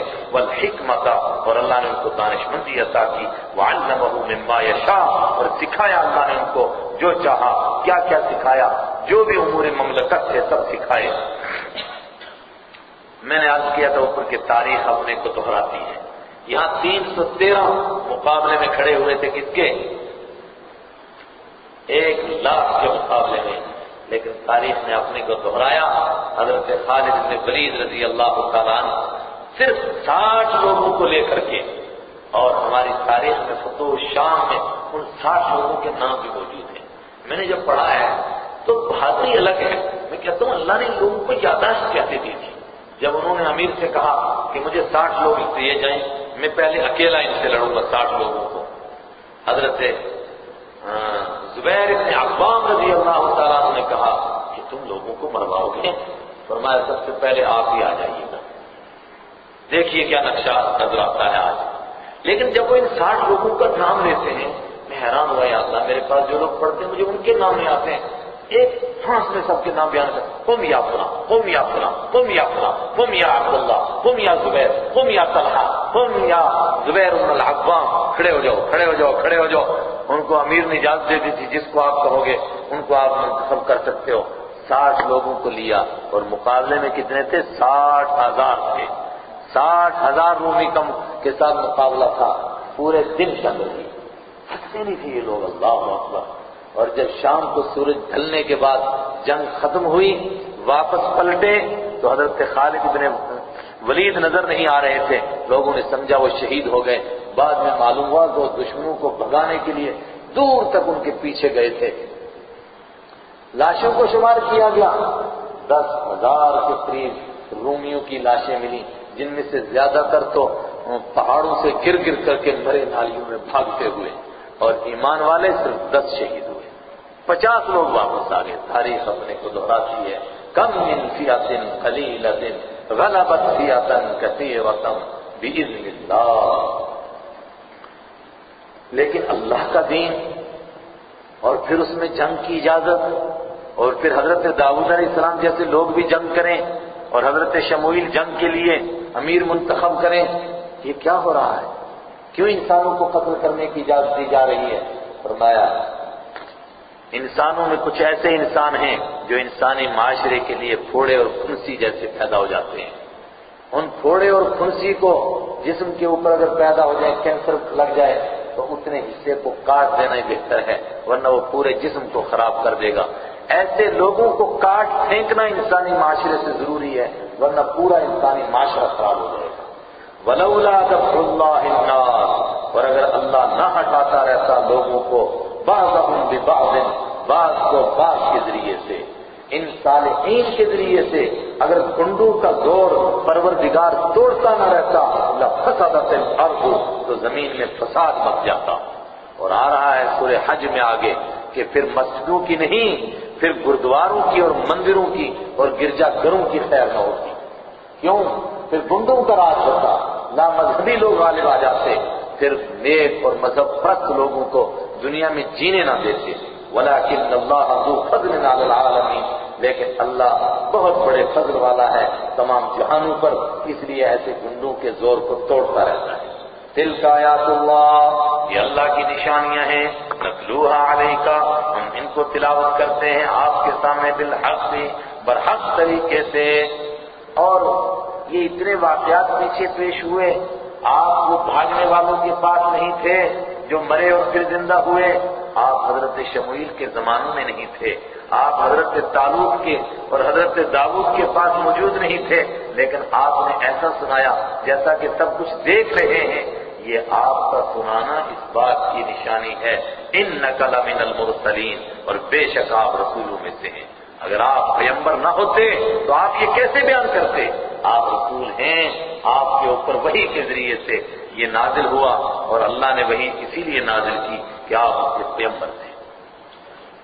تِلْكَ الرُّسُلُ فَضَّلْنَا بَعْضَهُمْ عَلَى بَعْضٍ، یہ ہے رسول، یہ پیچھے حضرت داؤد، حضرت شموئیل، حضرت حزقیل، حضرت موسیٰ، حضرت عیسیٰ علیہم السلام، فَضَّلْنَا بَعْضَهُمْ عَلَى بَعْضٍ، ہم نے بعض کو بعض پر فضیلت دی۔ ایک بدبخت نے آج سے 2-4 سال پہلے نا وہ ایک مضمون لکھا تھا کہ اسلام اس بات کو نہیں برداشت کرتا ہے کہ کسی نبی کو کسی پر فضیلت دی جائے، اور کہنا یہ چاہتا تھا بدبخت عیسائیوں کو خوش کرنے کے لیے کہ رحمت عالم صلی اللہ علیہ وسلم کو بھی کسی کے اوپر فضیلت نہیں ہے۔ پوچھا کیسے معلوم ہوا؟ تو اس نے وہ آیت پیش کی جو آپ نے کل پڑھی، لا نفرق بین احد منہم، ہم ان میں سے کسی میں تفریق نہیں کرتے۔ میں نے وہاں عرض کیا تھا تفریق کا مطلب یہ ہے کہ کسی کو مانے اور کسی کو نہ مانے، یہ نہیں ہم کہتے۔ رہی بات کہ کوئی افضل ہے اور کوئی مفضول ہے، یہ تو ہر جماعت میں ہے، تو انبیاء کرام کی جماعت میں نہیں ہوگا۔ یہ ہے وہ انبیاء کی جماعت، فضلنا بعضهم علی بعض، ہم نے بعض کو بعض پر فضیلت دی۔ کیا فضیلت؟ منہم من کلم اللہ، ان میں سے کچھ وہ ہیں جن سے اللہ نے بات کی، ظاہر ہے جن سے بات نہیں کی وہ ان کے مقابلے میں افضل ہیں۔ کن سے بات فرمائی؟ رحمت عالم صلی اللہ علیہ وسلم سے معراج کے موقع پر، اور حضرت موسیٰ علیہ السلام سے طور پر۔ وَرَفَعَ بَعْضَهُمْ دَرَجَاتٍ، اور کچھ کے درجے تو بہت اونچے کر دیے، وہاں پہنچایا جہاں کوئی نہیں پہنچ سکتا ہے، اور وہ صرف رحمت عالم صلی اللہ علیہ وسلم۔ وَآتَيْنَا عِيسَى ابْنَ مَرْيَمَ الْبَيِّنَاتِ، اور ہم نے عیسیٰ ابن مریم کو دی واضح نشانیاں۔ وَأَيَّدْنَاهُ بِرُوحِ الْقُدُسِ، اور ہم نے ان کی تائید فرمائی، مدد فرمائی روح القدس کے ذریعے سے۔ روح القدس کی ترکیب اور مدد کا کیا مطلب ہے عرض کیا جا چکا۔ وَلَوْ شَاءَ اللَّهُ مَا اقْتَتَلَ الَّذِينَ مِن بَعْدِهِم مِّن بَعْدِ مَا جَاءَتْهُمُ الْبَيِّنَاتُ وَلَٰكِنِ اخْتَلَفُوا فَمِنْهُم مَّنْ آمَنَ وَمِنْهُم مَّنْ كَفَرَ۔ دو چیزیں، ایک ہے پروردگار کا پسند کرنا، وہ کفر کو پسند نہیں کرتا ہے، اور دوسرا یہ ہے کہ اختیار دینا، اس نے اختیار دیا ہے، اختیار ہی سے انسانوں کا امتحان ہوتا ہے۔ وَلَوْ شَاءَ اللَّهُ، اور اگر اللہ تعالیٰ چاہتا مَقْتَتَلَ، تو نہ جھگڑا کرتے الَّذِينَ مِن بَعْدِهِمْ، وہ لوگ جو ان انبیاء کے بعد تھے، من بعد ما جاءتهم البینات، اس کے بعد کہ ان کے پاس واضح نشانیاں آ چکی تھیں۔ کیسے جھگڑا کرتے؟ سب کے سب ایمان لے آتے اللہ کے حکم سے، اللہ چاہتا سارے مسلمان نہ ہو جاتے۔ وَلَٰكِنِ اخْتَلَفُوا، لیکن انہوں نے اختلاف کیا، اس لیے کہ اللہ نے زبردستی مجبور کر کے سب کو مسلمان نہیں بنایا۔ چنانچہ کچھ ایمان والے، وَمِنْهُمْ مَنْ آمَنَ، تو کچھ وہ تھے جو ایمان لائے، وَمِنْهُمْ مَنْ كَفَرَ، اور کچھ وہ تھے جنہوں نے کفر کیا، اور پھر آپس میں جھگڑے ہو گئے۔ ایمان والے کے ساتھ نافرمانوں کے جھگڑے ہو گئے، نافرمانوں میں دنیا میں بے دینی کو پھیلانے کے لیے ظلم کے پہاڑ توڑنے شروع کیے. وَلَوْ شَاءَ اللَّهُ مَا اقْتَتَلُوا، اور اگر اللہ تعالیٰ چاہتا مَقْتَتَلُوا تو وہ جھگڑا نہ کرتے. وَلَٰكِنَّ اللَّهَ يَفْعَلُ مَا يُرِيدُ، لیکن اللہ کرتا ہے ما یرید، جو وہ چاہتا ہے. چنانچہ وہ یہ چاہتا ہے کہ بندوں کو مجبور کر کے دین پر نہ لگایا جائے بلکہ ان کو مختار بنا دیا جائے. فَمَنْ شَاءَ فَلْيُؤْمِنْ وَمَنْ شَاءَ فَلْيَكْفُرْ، جو چاہے ایمان لائے، جو چاہے کفر کرے. بات کس کی چل رہی ہے؟ بیچ بیچ میں باتیں آتی ہیں، بھول نہیں جانا. اللہ کے راستے میں جان کی قربانی دینا، اور جان کی قربانی کے ساتھ ضرورت ہوتی ہے مال کی قربانی کی، فوراً مال کی قربانی کی ترغیب. یا ایھا الذین آمنوا، اے وہ لوگوں جو ایمان لائے ہو، انفقوا مما رزقناکم من قبل، خرچ کرو تم مما اس میں سے، رزقنا جو ہم نے تم کو روزی دی، من قبل اس سے پہلے، ان یأتی یوم آ جائے وہ دن، لا بیع فیہ جس میں کوئی تجارت نہیں، جس میں بیع نہیں، ولا خلۃ اور جس میں کوئی دوستی نہیں، ولا شفاعت جس میں کوئی سفارش نہیں. انکار کیا گیا کہ اس دن میں کوئی تجارت نہیں ہوگی کہ کمائی کر کے کچھ لے دے کر کے جان چھڑا لو. اس دن میں کوئی دوستی نہیں ہوگی کہ دوست اپنے دوست کو چھڑا لے. اللہ کی پکڑ سے ایسا نہیں ہو سکتا ہے. ولا شفاعت اور اس میں سفارش نہیں ہوگی، لیکن سفارش کا استثناء ہے. ایک تو اللہ کی اجازت کے بغیر سفارش نہیں ہوگی، اللہ کی اجازت ہو پھر سفارش ہوگی. احادیث متواترہ اس پر دلالت کرتی ہیں اور امت کا اس پر اجماع ہے. اور دوسرے نمبر پر اس کی سفارش ہوگی جس کو اللہ پسند کرے گا، الا لمن ارتضى، جس کو اللہ پسند کرے گا. اور ظاہر ہے کہ اللہ کفر کو پسند نہیں کرتا، اس کے لیے سفارش نہیں، ایمان والے کے لیے سفارش ہے. اور یہ بخشش کا ایک طریقہ ہے کہ بجائے خود بخشنے کے سفارش کا اختیار دیا گیا، اجازت دی گئی، اور پھر شفاعت کے ذریعے سے بخش دیا گیا. والکافرون هم الظالمون، اور کافر وہی تو ظالم ہیں، وہی ظلم کرنے والے ہیں. اگر ان کے لیے شفاعت نہیں ہوئی، ان پر ظلم نہیں ہوا، وہی ظالم تھے. انہوں نے وہ راہیں اختیار کی جن کے بعد وہ شفاعت کے مستحق بھی نہیں ہوئے. وَإِنَّكَ لَمِنَ الْمُرْسَلِينَ، پہلے پارے کی آخری آیت کو پھر دیکھیے گا. ان واقعات کے بیان سے معلوم ہوا کہ آپ اللہ کے رسول ہیں، آپ کی رسالت کا تذکرہ ہوا. آگے تھوڑا سا اللہ کی توحید کا تذکرہ آتا ہے، لیکن ایک آیت کے اندر اتنا تفصیلی توحید کا تذکرہ ہے کہ قرآن کریم کی کسی دوسری ایک آیت میں اتنا تفصیلی توحید کا تذکرہ نہیں ہے. اس لیے یہ آیت قرآن کی تمام آیتوں سے افضل ہے، اکیلی آیت. اور آیتوں میں فضیلت کیوں آتی ہے؟ حضرت ابن تیمیہ رحمۃ اللہ علیہ نے لکھا کہ اس میں پروردگار کی کچھ صفتیں یا اس کا اس میں مقدس بیان کیا جاتا ہے، اس لیے فضیلت آتی ہے. اس اکیلی آیت کے اندر پروردگار کا نام کبھی ضمیروں کے ساتھ اور کبھی براہ راست اتنی بار آیا ہے کہ کسی اکیلی آیت میں اتنی بار مالک الملک کا نام نہیں آیا، اس لیے اس میں فضیلت ہے. اللہ لا الہ الا ہو، اللہ وہ ہے، لا الہ الا ہو، نہیں ہے کوئی معبود، الا ہو سوائے اس کے، وہ اکیلا ہے، تنہا ہے، اس کے سوا کوئی ہے ہی نہیں، کوئی لائق عبادت ہے ہی نہیں. الحی، وہ ہمیشہ سے زندہ ہے، اس لیے وہ لائق عبادت ہے. اور جن کو اس کے سوا مانو گے وہ پہلے مردہ تھے پھر زندہ ہوئے، جو خود مردہ تھے پھر زندہ ہوئے، وہ دوسروں کی زندگی کے مالک کیسے ہو سکتے ہیں؟ القیوم، وہ قائم ہے یا وہ منتظم ہے، اسی کے وجہ سے، اسی کے دم سے ساری کائنات قائم ہے، ساری کائنات کا انتظام کرنے والا ہے. جب ساری کائنات کو چلانے والا وہ ہے تو کوئی دوسرا لائق عبادت کیسے ہو سکتا ہے؟ لا تأخذہ سنۃ ولا نوم، نہیں چھوتی ہے اس کو اونگ، ولا نوم اور نہ نیند. باقی جتنے ہیں کائنات میں کبھی ان پر غفلت طاری ہوتی ہے، کبھی ان کو نیند آتی ہے، کبھی ان کو اونگ آتی ہے. یہ بتاؤ کہ جس کو تم نے معبود مانا جب اس کو نیند آ گئی، اس دور میں کائنات کو سنبھالنے والا کون ہے؟ کسی کو اونگ آ گئی، اس دور میں کائنات کا نظام کون چلانے والا ہے؟ وہ لوگ جو نعوذ باللہ کہتے تھے تین میں سے تیسرے، اور ایک حضرت عیسیٰ علیہ السلام. اب ان سے پوچھیے گا عیسیٰ علیہ السلام خدا کہتے ہیں؟ ہاں جی خدا. ان کے بغیر کائنات چل سکتی ہے؟ کہتے نہیں چل سکتی. تو جب تک عیسیٰ علیہ السلام نہیں تھے تب تک کیسے چل رہی تھی؟ تو وہ نعوذ باللہ اپنے انداز سے کہتے ہیں کہ نہیں، وہ تب بھی تھے، بے شک دنیا میں نہیں تھے. چلو مانا. پھر اس بات کے قائل ہیں کہ حضرت عیسیٰ علیہ السلام سولی پر چڑھ گئے اور ایک عرصہ تک مردے رہے اور پھر دوبارہ زندہ ہوئے اور آسمان پر چلے گئے. ان سے پوچھو کہ جتنا عرصہ وہ مردہ رہے وہ تو بہت لمبا عرصہ، کہتے ہیں آپ کو 1 منٹ کے لیے بولو اس منٹ میں کائنات کو کون چلا رہا تھا؟ اگر ان کے بغیر کائنات نہیں چل سکتی. یہ وہ سوال ہے جس کا جواب ہزاروں خوف بھی پیدا ہو جائے نہیں دے سکتے.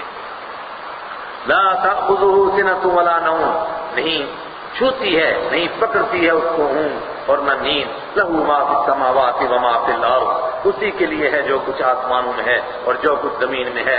من، کون ہے ذات وہ، الذی یشفع عندہ، جو اس کے پاس سفارش کر سکے، الا باذنہ، مگر اس کی اجازت سے، اس کے حکم سے. یعلم ما بین ایدیہم، وہ جانتا ہے جو انسانوں کے سامنے ہے، وما خلفہم، اور جو جانتا ہے جو ان کے پیچھے ہے، جو آگے آنے والا ہے وہ بھی جانتا ہے، جو پیچھے گزر گیا وہ بھی جانتا ہے. ولا یحیطون بشیء من علمہ، اور نہیں انسان گھیر سکتے ہیں کسی چیز کو، من علمہ، اس کے علم میں سے. اس کے علم میں سے کسی چیز کو اپنی پوری پکڑ میں انسان نہیں لا سکتے ہیں، الا بما شاء، مگر جتنا اللہ چاہے. جو اللہ چاہتا ہے بتا دیتا ہے، بس جانتے ہیں. اس کے سوا اس کے علم کی کسی چیز کو انسان اپنے پوری پکڑ میں احاطے میں نہیں لا سکتا ہے. وسع کرسیہ السماوات والارض، چھائی ہوئی ہے اس کی کرسی السماوات، سارے آسمانوں کو، والارض، اور زمین کو. یہ زمین اور اس کے اوپر 7 آسمان اور اس پر عرش اور اس کے اوپر کرسی، اور یہ ساری چیزیں اس کے مقابلے میں ایسے جیسا کہ کسی ڈھال کے اندر رکھے ہوئے چند درہم. وسع، چھائی ہوئی ہے اس کی کرسی، سمایا ہوا ہے اس کی کرسی کے اندر، سمائی ہوئی ہیں اس کی کرسی کے اندر سارے آسمان اور ساری زمین اور سب چیزیں. ولا یؤودہ حفظہما، اور نہیں یؤودہ، اس کو تھکاتا ہے، حفظہما، ان دونوں کی حفاظت کرنا. ان دونوں کی، آسمان اور زمین اور ان کی تمام چیزوں کی حفاظت کرنے سے وہ تھکتا نہیں. لا یؤودہ، وہ بے بس نہیں ہو سکتا. وہو العلی العظیم، وہ بلند و بالا ہے، العظیم، وہ زبردست عظمت والا ہے. اب ایک نظر اور مار لیجئے کہ کتنی بار اس میں اللہ کا نام آیا. اللہ 1 مرتبہ، الا ہو وہی 2 مرتبہ، الحی 3، القیوم 4، لا تأخذہ، کتنا ہو گیا؟ ہو 5، لہو ما، لہو کتنا؟ 6، من ذا الذی یشفع عندہ، ہو 7، الا باذنہ، ہی 8، یعلم کے اندر ہوا، وہ جانتا ہے. کتنے؟ ما بین ایدیہم وما خلفہم ولا یحیطون بشیء من علمہ، ہی 10، بما شاء کے اندر ہوا کتنی؟ 11، وسع کرسیہ، ہو 12، ولا یؤودہ 13، وہو العلی العظیم. اللہ اکبر، کتنی بات اس کا اسم گرامی، اس کا اسم مقدس. لا اکراہ فی الدین قد تبین الرشد من الغی، کھول کھول کر کے بتا دیا گیا، جان و مال کی قربانی کی ترغیب دے کر بھی بتا دیا گیا، اس کا دین سمجھا دیا گیا. اس آیت کے اندر اتنی تفصیل کے ساتھ اس کی توحید کو بتا دیا گیا. اب مجبور نہیں کیا جائے گا کسی کو مسلمان بننے کے لیے. جس کا دل چاہے وہ مسلمان ہو، جنت کا راستہ اختیار کرے، جس کا دل چاہے نہ ہو، جہنم کی طرف جائے. لا اکراہ فی الدین، نہیں زبردستی ہے کوئی دین کے اندر. قد تبین الرشد، یقیناً واضح ہو چکی ہے ہدایت، من الغی، گمراہی کے مقابلے میں. فمن یکفر بالطاغوت، تو جو کوئی انکار کرے گا طاغوت کا، ویؤمن باللہ، اور ایمان لائے گا اللہ پر، فقد استمسک بالعروۃ الوثقی، تو یقیناً اس نے استمسک، پکڑ لیا، بالعروۃ الوثقی، بھروسے والے دستے کو، بھروسے والے کڑے کو، اور بھروسے والی گرہ کو. 3 معنی کیے، بالعروۃ وثقا، ایسے دستے اور ایسے گرہ کو اس نے پکڑ لیا، لن انفصام لہا، جس کے لیے ٹوٹنا ممکن نہیں، واللہ سمیع، اللہ سننے والا ہے، جاننے والا ہے۔ آیت کا ربط تو آپ کو معلوم ہو گیا، اس کے پیچھے ایک شان نزول بھی ہے۔ انصار اور خزرج کے لوگوں نے دور جہالت میں اللہ کے حبیب صلی اللہ علیہ وسلم کے آنے سے پہلے غربت کی وجہ سے اپنے کچھ بچے بنو قینقاع اور بنو نذیر کے ہاں بھیج دیے تھے کہ چلو کچھ دن تمہارے یہاں کام بھی کرتے رہیں گے اور خرچہ بھی ان کا چلتا رہے گا۔ جب بنو قینقاع اور بنو نذیر کو جلا وطن کیا جانے لگا ان کی غداری کی وجہ سے، تو ان کے بیٹے بھی ان کے ساتھ جانے لگے۔ ان کے والدین نے کہا تم کیا کر رہے ہو، کفر کا ساتھ دے رہے ہو، یہودیوں کے ساتھ جا رہے ہو، ہم تمہارے ماں باپ ہیں، ایمان قبول کرو۔ لیکن یہودیت کا ان پر اتنا اثر ہوا کہ یہ واپس پلٹے نہیں۔ انہوں نے کہا رہے ان کے گھر میں، کھلایا انہوں نے، پلایا انہوں نے، پہنایا انہوں نے، ہمیں کیا معلوم ہمارے باپ تم ہو۔ اس پر انہوں نے زبردستی کرنے کی کوشش کی۔ آیت نازل ہوئی لا اکراہ فی الدین، دین میں زبردستی نہیں، کسی کو زبردستی نہیں مسلمان بنایا جا سکتا۔ کیسے بیوقوف ہیں وہ لوگ، کہتے ہیں جی اسلام تلوار کے زور سے پھیلا، تلوار کے زور سے پھیلانا ہی جائز نہیں، اور اگر بالفرض کوئی تلوار چلائے پڑھ کلمہ ورنہ جان سے مار دوں گا، انہوں نے کہا چلو پڑھ لیتا ہوں، کیا مسلمان ہو جائے گا؟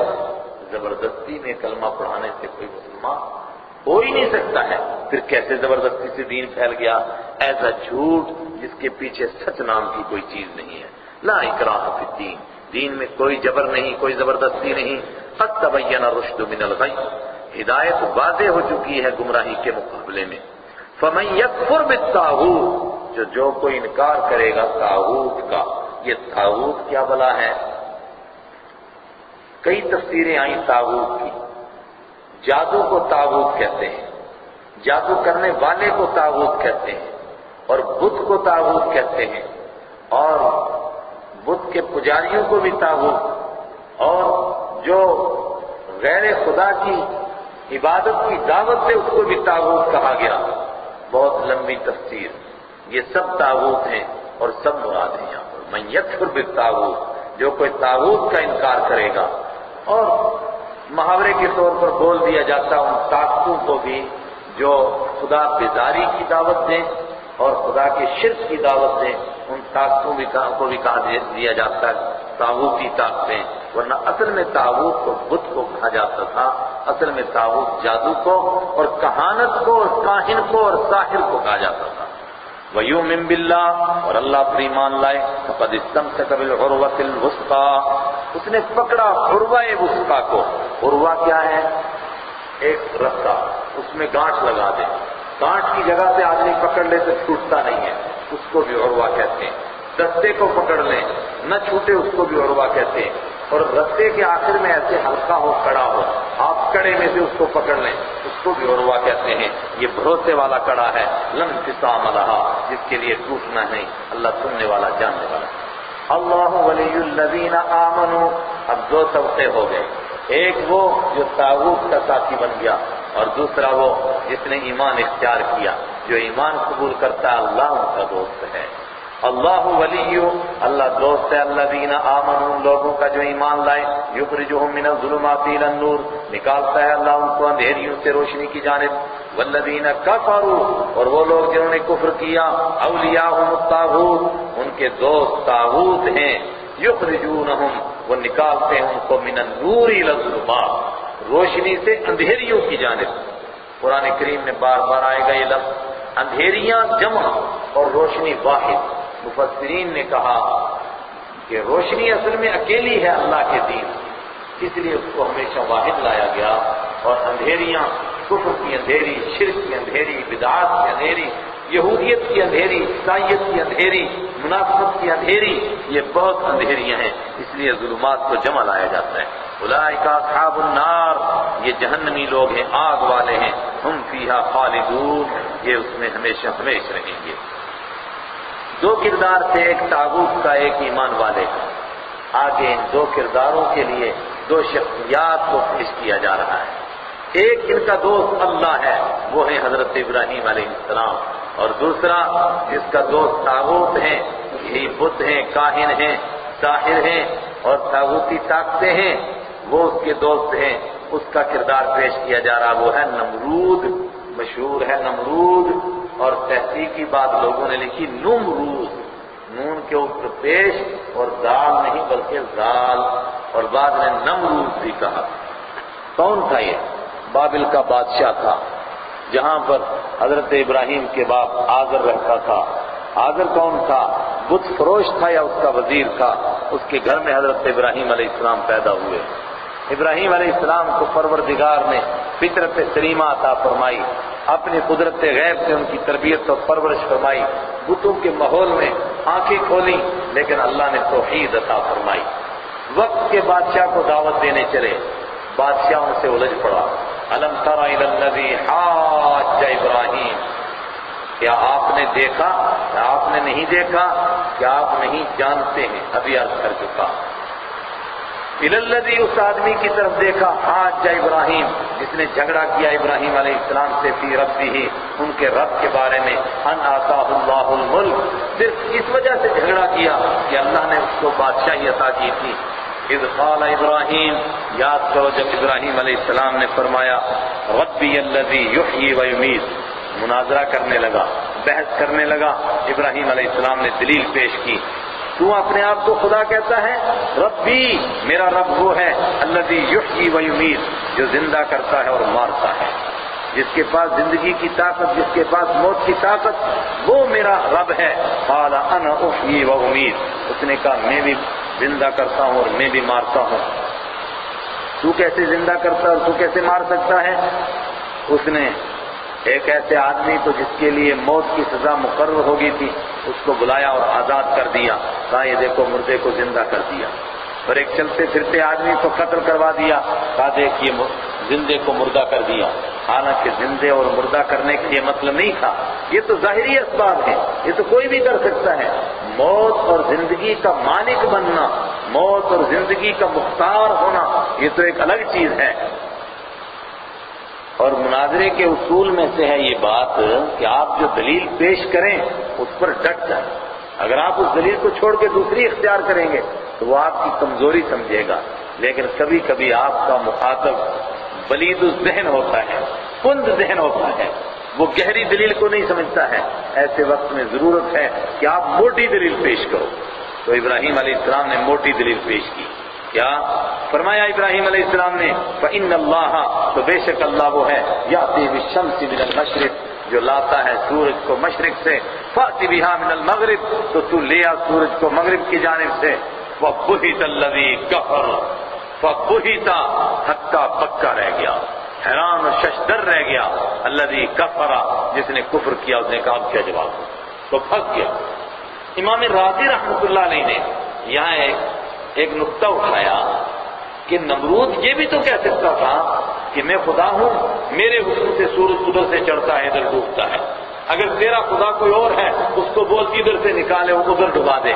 لیکن نمرود نے یہ بات نہیں کہی، وجہ اللہ نے اس کو یہ کہنے کی ہمت ہی نہیں دی، اور در پردہ وہ بھی جانتا تھا کہ جو ابراہیم علیہ السلام کہہ رہے ہیں وہ سچ ہے۔ اگر میں کہوں گا کہ تیرا کوئی رب ہے تو ادھر سے نکال کے دکھا، تو ممکن تھا کہ ابراہیم علیہ السلام کی بات کو سچا کرنے کے لیے پروردگار ادھر سے ہی سورج کو نکال دیتا۔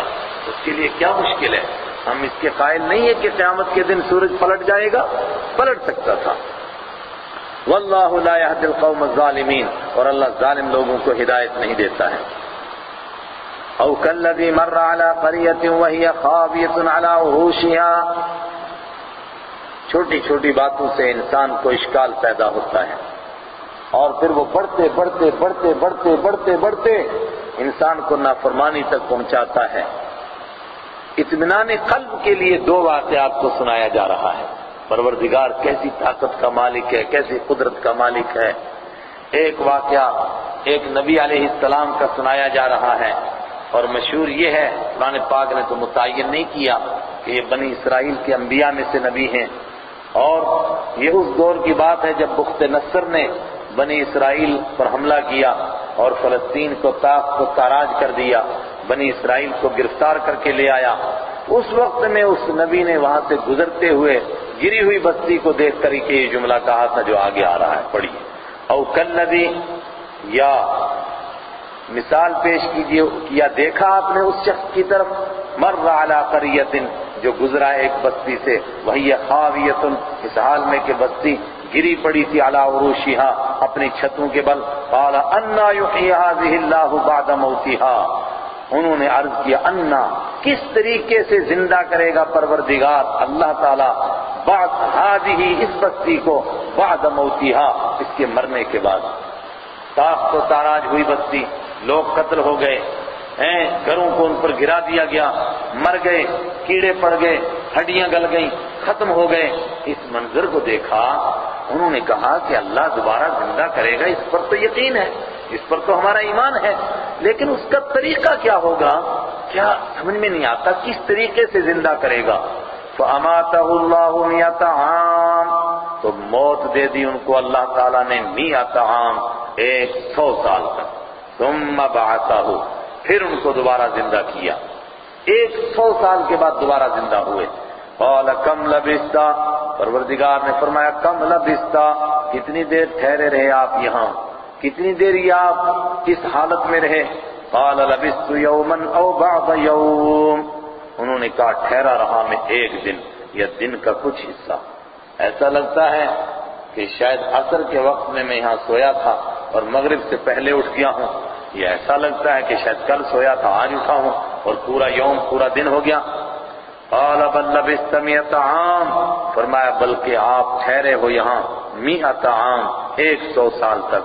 فانظر الى طعامک، دیکھیے اپنے کھانے کی طرف، وشرابک، اور اپنے پینے کی چیز کی طرف. لم یتسنى، ابھی تک وہ پرانا بھی نہیں ہوا ہے. باسی ہونا یا ہمارے ہاں کہتے ہیں بیاہ ہونا، ابھی تک وہ پرانا نہیں ہوا، اسی طرح تازہ بتازہ ہے. حالانکہ کھانا کیا ہوگا، بعض حضرات نے کہا انجیر تھے ان کے پاس اور اس طرح کی کچھ چیزیں تھیں، لیکن وہ تمام چیزیں تو 100 سال تک نہیں رہ سکتی ہیں. کھانا تو جلدی خراب ہوتا ہے، جلدی پرانا ہو جاتا ہے. اس کے مقابلے میں جس گدھے پر وہ سوار تھے، گدھا زیادہ دیر تک رہ سکتا ہے، کم سے کم 10-12 دن، 15 دن، 20 دن، مہینہ تو بھوکا بھی زندہ رہ سکتا ہے. اور اس کے بعد پھر مرنے کے بعد بھی کافی دن رہے گا، آہستہ آہستہ گلے گا. وانظر الی حمارک، لیکن دیکھیے اپنے گدھے کی طرف، وہ بالکل اس کی ہڈیاں بھی گل چکی ہیں. اور اس منظر کو بھی دیکھیے، لنجعلک آیۃ للناس، تاکہ بنائیں ہم، ولنجعلک، اور تاکہ بنائیں ہم تجھ کو آیۃ، ایک نشانی، للناس، لوگوں کے لیے. وانظر الی العظام، دیکھیے ہڈیوں کی جانب، کیف ننشزها، کس طرح ہم ان کو اکٹھا کرتے ہیں. ثم نکسوها، پھر کس طرح پہناتے ہیں ہم ان کو، لحما، گوشت. فلما تبین له، جب ان کے سامنے بات واضح ہو گئی، قال اعلم، انہوں نے عرض کیا میں جانتا ہوں، میں جان گیا اللہ کیسے زندہ کرے گا، میں جان گیا ان اللہ علی کل شیء قدیر، اللہ ہر چیز پر قدرت رکھنے والا ہے. یہ اشکال ذہن میں نہ آئے کہ جب یہ اللہ کے نبی تھے تو یہ سوال کیوں کیا. سوال یہ نہیں کہ پیدا کر سکتا ہے یا نہیں، سوال یہ تھا کیسے پیدا کرے گا، طریقہ کیا ہوگا. کہا وہ قادر ہے، جیسا چاہے گا ویسا پیدا کر دے، اس کو کون پوچھ سکتا ہے. ایک اور واقعہ حضرت ابراہیم علیہ السلام کا، اطمینان قلب کے لیے. وَإِذْ قَالَ إِبْرَاهِيمُ رَبِّ أَرِنِي، اور یاد کرو جب ابراہیم علیہ السلام نے فرمایا ربی، اے میرے رب، ارینی، دکھائیے آپ مجھ کو، کیف تحیی الموتى، کس طریقے سے زندہ کریں گے آپ لوگوں کو. یہ بھی ویسے سوال ہے، طریقہ کار کیا ہوگا، کیسے مردہ زندہ ہوں گے. قال اولم تؤمن، فرمایا کہ ابھی ایمان نہیں لائے. قال بلا، عرض کیا جی ہاں کیوں نہیں، ایمان تو پکا ہے، پھر کیوں سوال کرتے ہو. ولکن لیطمئن قلبی، لیکن اس لیے تاکہ مطمئن ہو جائے قلبی، میرا دل. عملی طور پر دیکھوں، جس چیز کو انسان عملی طور پر دیکھتا ہے، دیکھ کر کے دل مطمئن ہوتا ہے. کیا طریقہ کار ہوگا، کس طرح تو زندہ کرے گا، قلبی، میرا دل مطمئن ہو جائے. ایک دو مفسرین ہیں جنہوں نے کہا کہ قلبی اصل میں حضرت ابراہیم علیہ السلام کا کوئی دوست تھا، تو یہ کہنا چاہتے ہیں کہ میں تو پکا ہی مومن ہوں اور میں مطمئن بھی ہوں، مجھے تو سب معلوم ہے، البتہ اس قلبی کو مطمئن کرنا چاہتا ہوں. لیکن یہ مرجوح تفسیر ہے، جمہور امت بلکہ جمیع امت کی تفسیر ہے تاکہ میرا دل مطمئن ہو جائے۔ قال فخذ أربعة من الطير، فرمایا تو پکڑ لیجئے 4 پرندوں کو۔ تفسیروں میں ان پرندوں کے نام بھی بتائے گئے، لیکن ہم کو معلوم ہو گئے تو ہم کو کیا فائدہ؟ فصر، اور نہ معلوم ہے تو نقصان کیا ہے؟ فصرهن إليك، مائل کر لیجئے ان کو اپنی جانب، اپنے آپ سے مانوس کر لیجئے۔ جانور آدمی سے مانوس ہوتا ہے، پھر آدمی اس کو کہتا ہے ادھر آ، ادھر آتا ہے، ادھر جا، ادھر جاتا ہے۔ ثم اجعل على كل جبل منهن جزءا، پھر اجعل، رکھ دے على كل جبل، جعل یجعل کے معنی موقع کی مناسبت سے بدل جاتے ہیں، اور جیسا جہاں موقع ہوتا ہے ویسا ترجمہ کرتے ہیں۔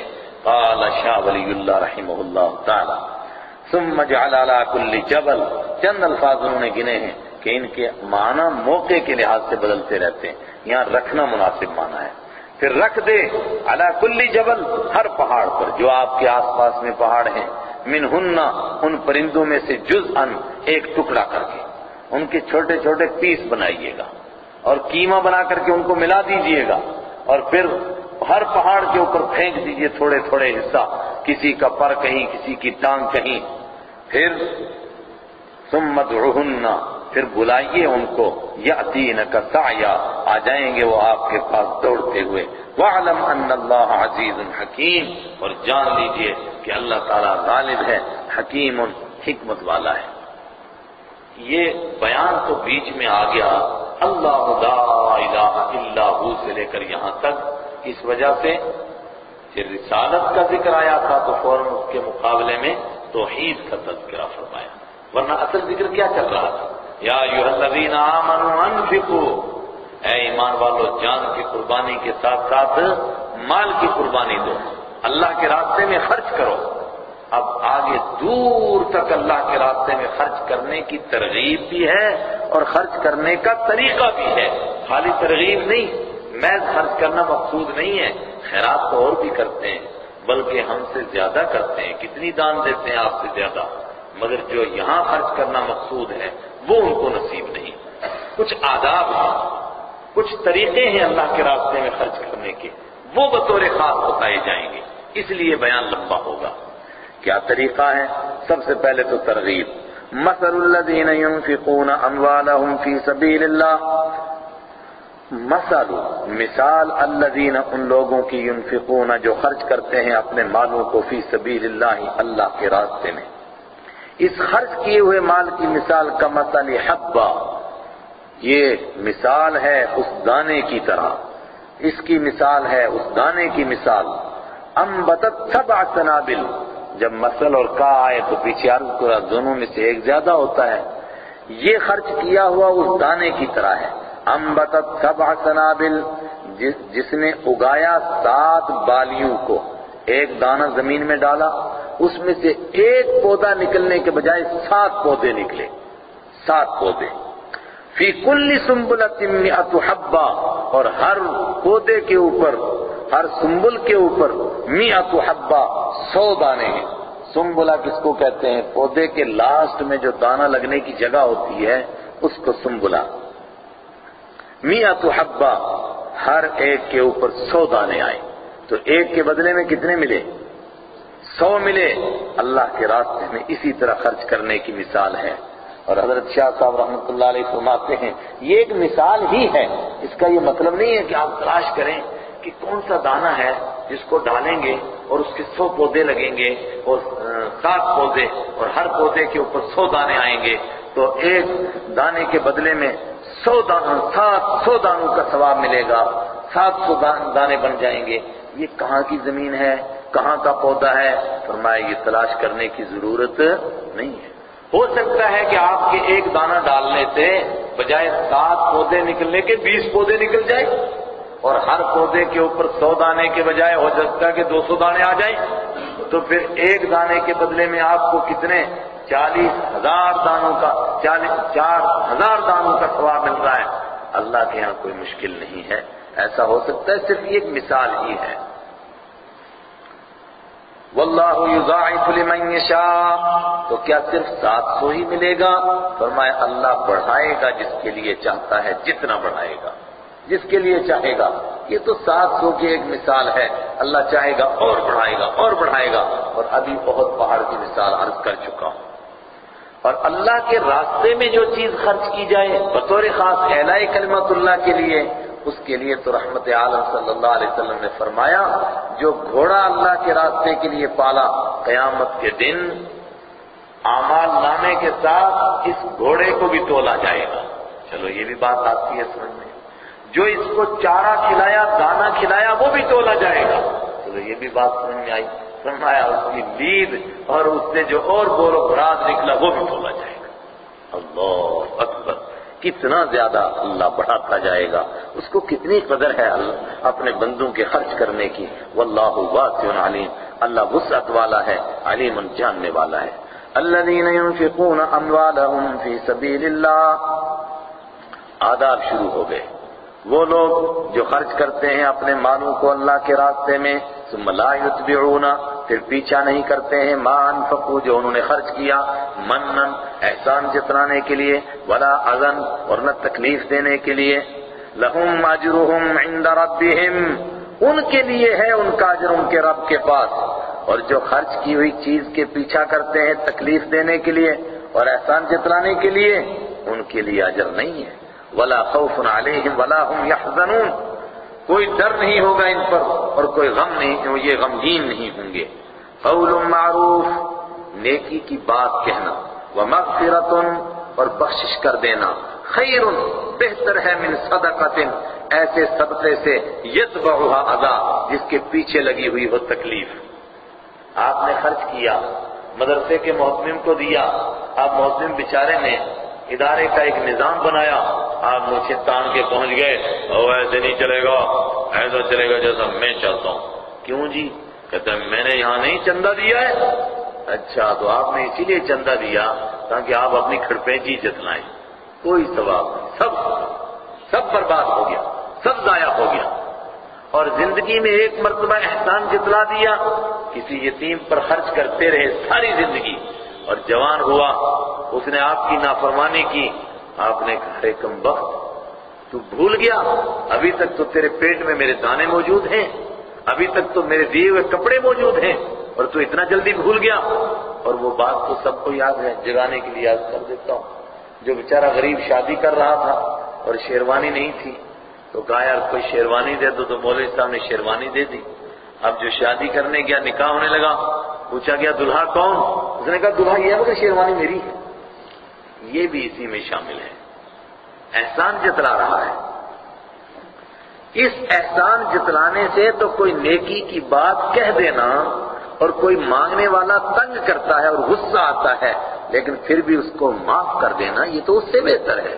واللہ غنی حلیم، اللہ بے نیاز ہے، برداشت کرنے والا ہے، بے نیاز ہے، اس کو تمہارے صدقے کی ضرورت نہیں، اور تم ایسی گستاخیاں کرتے ہو، تم گناہوں پر گناہ کرتے جاتے ہو، اور وہ تمہیں دیتا رہتا ہے، اور تم جس پر خیرات کرتے ہو ذرا سی اس کی آنکھیں پھر جائیں تو تم احسان جتلاتے ہو، اللہ برداشت کرتا ہے یہ تمہاری تمام گستاخیاں، مگر پھر برداشت۔ یا ایھا الذین آمنوا، اے وہ لوگو جو ایمان لائے ہو، لا تبطلوا صدقاتکم، مت تم باطل کرو، ضائع کرو اپنی خیرات کو، بالمن والاذی، احسان جتلا کر اور تکلیف دے کر۔ یہ وہ مضمون ہے جس کو بہت سنانے کی ضرورت ہے امت کو۔ آج امت خیرات کر رہی ہے، ایک طبقہ وہ ہے جو بے نیت کے کر رہا ہے، اور دوسرا بھاری طبقہ وہ ہے جو خیرات تو کر رہا ہے، لیکن ہمارے بڑے کہا کرتے تھے نیکی کر تے کنویں وچ سٹ، نیکی کرو اور کنویں میں ڈال دو، مڑ کے دیکھو بھی مت کہ کیا کس کے ساتھ کیا کیا، دائیں ہاتھ سے دو بائیں کو پتہ نہ چلے۔ اور اب کہتے ہیں نیکی کرتے اخبار وچ سٹ، اور کچھ اس سے آگے بڑھ گئے، کہتے ہیں نیکی کرتے ٹی وی وچ سٹ، تاکہ شام کو پتہ چلے حضرت کمبل بانٹ رہے ہیں، آج غریبوں میں کمبل بانٹے جا رہے ہیں۔ یہ طریقہ بالکل اللہ کو ناپسند ہے، اور ہمارے چاہے وہ بڑے لوگ کریں یا چھوٹے لوگ کریں، بہرحال یہ ناپسندیدہ طریقہ ہے۔ بیچارے برمی حالات کے مارے ہوئے آئیں اور آپ ان کے غربت کا فائدہ اٹھائیں اور اپنی مالداری جتائیں، اور سیٹھ صاحب بننے کے لیے لوگوں کو جتائیں کہ جناب کمبل بانٹے جا رہے ہیں، ہاں اس کی اجازت ہے کہ آپ دوسروں کو ترغیب دینے کے لیے ان کے سامنے خرچہ کریں اور کہیں بھی چلو چلو دو اللہ کے راستے میں بھی دے رہا ہوں، تاکہ آپ کو دیکھ کر کے دوسرا بھی تیار ہو جائے. وہ مضمون آگے آ رہا ہے. کالذی ينفق مالہ رئاء الناس، تو اے ایمان والو اپنے خیرات کو من احسان کر کے والعزا اور تکلیف دے کے ضائع نہ کرو. یہ تو ایسا ہے کہ جیسا وہ آدمی جس کا اللہ پر ایمان ہے ہی نہیں، آخرت پر ایمان ہے ہی نہیں، وہ مشرک خیرات کرتا ہے، دان دیتا ہے، یہ تو ویسا دان ہو گیا. کالذی ينفق مالہ، اس آدمی کی طرح جو اپنا مال خرچ کرتا ہے رئاء الناس، لوگوں کو دکھانے کے لیے. دانی حضرات کی لسٹ ہیں، روزانہ ہر جمعرات کو چھپتی ہے، دانی حضرات کی لسٹ جی کس نے دان کیا ہے. ولا یؤمن باللہ، اللہ پر اس کا ایمان ہی نہیں، والیوم الآخر، آخرت کے دن پر اس کا ایمان ہی نہیں. تم ان کی طرح مت ہو جاؤ، ان کی ریس نہ کرو. فمثلہ کمثل صفوان، قرآن کیسے بات سمجھاتا ہے. وہ لوگ جو دکھلاوے کے لیے خرچ کرتے ہیں اور پھر اللہ پر ایمان بھی پختہ نہیں، ان کی مثال کیسی مثال ہے؟ کہ اس کاشتکار کی مثال ہے جو اپنی ہل لیے چل رہا تھا اور دانے بھی ساتھ تھے جی کہیں کاشتکاری کروں. اب کھیت ملا نہیں، ایک جگہ بڑی سی چٹان ملی، اس پر تھوڑی سی مٹی پڑی ہوئی تھی. اس نے کہا بہت اچھا، بس اسی کو تھوڑا ہل چلانے کی ضرورت نہیں، ہاتھ سے ادھر ادھر کر لوں اور اس میں تھوڑے دانے بو دوں، جب بارش ہو جائے گی تو دانے اگ جائیں گے. لیکن جب اس چٹان کے اوپر بارش پڑے گی تو کیا ہوگا؟ نہ دانے رہیں گے نہ مٹی رہے گی، اور بہا کر کے سمندر میں لے جائے گا پانی اس کو. یہی مثال ہے اس آدمی کی کہ پہلے تو ایمان اللہ پر پختہ نہیں تھا، گویا یہ چٹان کے اوپر مٹی پڑی ہوئی تھی، اور اس کے بعد جو احسان چلایا اور تکلیف دی، گویا اس کے اوپر بارش برسی اور اس نے دانے کوئی بہا لیا. کمثل صفوان، اس کی مثال اس چٹان کی مثال کی طرح ہے. علیہ تراب، جس پر مٹی تھی. فاصابہ وابل، پھر اس کے اوپر پڑی بارش، تیز بارش پہنچی اس کو. فترکہ صلدا، تو چھوڑا اس بارش نے اس کو صلدا بنا کر کے، صفا چٹ بنا کر کے، بالکل چٹیل بنا کر کے، چیکنی بنا کر کے، پھسلنی بنا کر. لا يقدرون على شيء مما كسبوا، اب جب بارش پڑتی ہوئی دیکھیں گے وہ کہ ہائے ہائے مصیبت، ہمارے تو دانے گئے. لیکن اب لا يقدرون، نہیں قدرت رکھیں گے وہ على شيء، کسی چیز پر، مما كسبوا، اس میں سے جو انہوں نے کمائی. واللہ لا يهدي القوم الكافرين، اللہ نافرمان لوگوں کو ہدایت نہیں دیتا ہے. اس کے مقابلے میں جو اللہ کی رضا کے لیے خرچ کرتا ہے، وَمَثَلُ الَّذِينَ يُنفِقُونَ أَمْوَالَهُمْ، اور ان لوگوں کی مثال جو خرچ کرتے ہیں اپنے مالوں کو ابتغاء مرضات اللہ، اللہ کی رضا کو تلاش کرنے کے لیے، وَتَثْبِيتًا مِّنْ أَنفُسِهِمْ، اور اپنے آپ کی طرف سے جمانے کے لیے. یہ لفظ کئی جگہ پر اور بھی آئے گا اشارہ میں بھی. کیا ایمان والا جو خیرات کرتا ہے وہ اپنے آپ کو جمانے کے لیے کرتا ہے. کس لیے؟ کہ میں اللہ کو مانتا ہوں، میرے دل میں مال کی محبت نہیں، اللہ کی محبت ہے. اس کے ذریعے سے اس کا دل اور جم جاتا ہے دین کے اوپر. کمثل حبۃ کمثل جنۃ، اس کی مثال تو اس باغ کی طرح ہے. کون سا باغ؟ بربوۃ، جو باغ ایک ٹیلے کے اوپر ہو، ذرا اونچی زمین، پہاڑ ہو تو دوسرا، یہ مٹی والا ٹیلا. اصابہا وابل، اس باغ کو پہنچی تیز بارش. فآتت اکلہا ضعفین، تو لایا وہ اپنے میوے ضعفین، دو گنا. اگر تیز بارش پڑی تو ہر سال کے مقابلے میں دوگنا میوہ آیا. فإن لم يصبها وابل فطل، تو اگر نہ پہنچے اس کو وابل تیز بارش، فطل، تو پھر شبنم ہی کافی ہے. میرے سے غلطی ہوگی پھر دوبارہ. فآتت اکلہا ضعفین، میں نے کہہ دیا کہ وہ دوسرے سالوں کے مقابلے میں نہیں، دوسری جگہ کے باغ کے مقابلے میں ڈبل لایا. یہی سیب کے پیڑ ہوتے دوسری جگہ نشیبی زمین میں جہاں پانی کھڑا رہتا ہے، وہاں 1 پیٹی یا 100 پیٹی اترتی تھی. اور ٹیلے کے اوپر یہی باغ ہے. اور ان باغوں کی مثال تلاش کرنی ہو تو شوپیان کے کچھ باغ اور بارہمولہ کے کچھ باغ آپ دیکھ سکتے ہیں، ٹیلے کے اوپر ہیں. دوسری جگہوں کے مقابلے میں اگر یہاں تیز بارش پڑے گی تو ڈبل میوہ آئے گا. فَإِن لَّمْ يُصِبْهَا وَابِلٌ، اور اگر اس کو تیز بارش نہ بھی پہنچی فَطَلْ، تو شبنم ہی کافی ہے. شبنم سے بھی اس کے باغ آ جائیں گے، بہترین میوہ تیار ہوگا. واللہ بما تعملون بصیر، تم جو کچھ کرتے ہو اللہ اس کو دیکھتا ہے۔ یہ مثال ہے اس آدمی کی جو صرف اللہ کی رضا کے لیے خرچ کرتا ہے۔ اللہ کی رضا کے لیے خرچ کیا، اگر بہت اچھا دینے کے لیے تھا تو بہت اچھا، وابل کی مثال، اور اگر زیادہ نہیں تھا، جتنا میسر آیا اتنا دے دیا، فَطَلْ، یہ بھی کافی ہے۔ أَيَوَدُّ أَحَدُكُمْ أَن تَكُونَ لَهُ جَنَّةٌ، غیر اخلاص کے ساتھ خرچ کرنا کتنا انسان کے لیے نقصان دہ سودا ہے، اس کو سمجھانے کے لیے ایک زبردست مثال پیش کی جا رہی ہے۔ میرے خیال سے پہلے مثال خارج میں سمجھیں اور اس کے بعد ہم ترجمہ کرتے ہیں۔ فرمایا وہ آدمی جو اللہ کی رضا کے لیے نہیں خرچ کرتا ہے، اس کی مثال اس بڈھے کی طرح ہے جس بوڑھے کا صرف ایک ہی باغ اور کوئی کمائی کا ذریعہ نہیں، اسی باغ کے اوپر اس کی ساری امیدیں ہیں، اور بڑھاپے میں اس کو اللہ نے کچھ اولاد دے دی، بچے دے دیے۔ اب بچے تو بڑھاپے کے بیچارے چھوٹے چھوٹے بچے تو کمانے کے لائق ہے نہیں، بڈھا خود کوئی کمائی نہیں کر سکتا ہے، ساری امید ہے اس باغ کے اوپر، باغ سے آئے گا تو کچھ گزارا ہو جائے گا، اگر نہیں آئے گا تو پھر خسارہ ہی خسارہ ہے۔ اچانک آسمان سے کوئی بلا پڑی، ایسی ہوا چلی کہ جس نے پورے باغ پر راکھ کا ڈھیر بنا دیا۔ بولو اس بوڑھے کے دل پر کیا گزرے گا؟ جس کے چھوٹے چھوٹے بچے، باغ ضائع ہو گیا، بوڑھا کوئی کمائی کر نہیں سکتا، اس کے دل پر کیا گزرے گا؟ فرمایا یہی حال ہوگا اس آدمی کا جس کو نمازوں پر زیادہ بھروسہ نہیں تھا، روزوں پر نہیں تھا، زکوٰۃ پر نہیں، حج پر نہیں، البتہ کچھ خیرات کی تھی۔ ہم کہتے ہیں ہتھوں دیتا کچھ کم آ جانا، کچھ دیا ہوا تھا، سوچتا تھا چلو قیامت کے دن میں کہوں گا اللہ چپکے سے میں نے کچھ خیرات کی تھی صرف تیرے لیے، یہ تو کام آئے گی نا۔ جب وہاں پہنچا وہ پتہ چلا وہ تو دکھلاوے کے لیے تھا، وہ سب برباد۔ کس قدر افسوس کا باعث ہوگا اس کے لیے۔ اور وہ حدیث سامنے رکھیں کہ فرمایا پھر اس مالدار کو جس نے دکھلاوے کے لیے خرچ کیا تھا فَسُحِبَ إِلَى النَّارِ، گھسیٹ کر جہنم میں ڈالا جائے گا۔ میں تو یہ چاہتا تھا لوگ سیٹ کہیں، اور وہ کافی کہا لوگوں نے، ٹی وی میں بھی آیا، اخبار میں بھی آیا، ریڈیو میں بھی آیا، کافی تیری شہرت ہوئی، کمبل شمبل بانٹتے ہوئے تجھے دکھایا گیا، اب یہاں تیرے لیے جہنم کے سوا کچھ نہیں۔ میں نے یہ بات زور دے کر اس لیے عرض کی، ہمارے بھی کچھ ساتھیوں کے منہ میں پانی آ رہا ہے، کہتے ہیں جی دیکھو یورپ والے کسی کو 2 دانے دیتے ہیں پوری دنیا میں دھوم مچاتے ہیں۔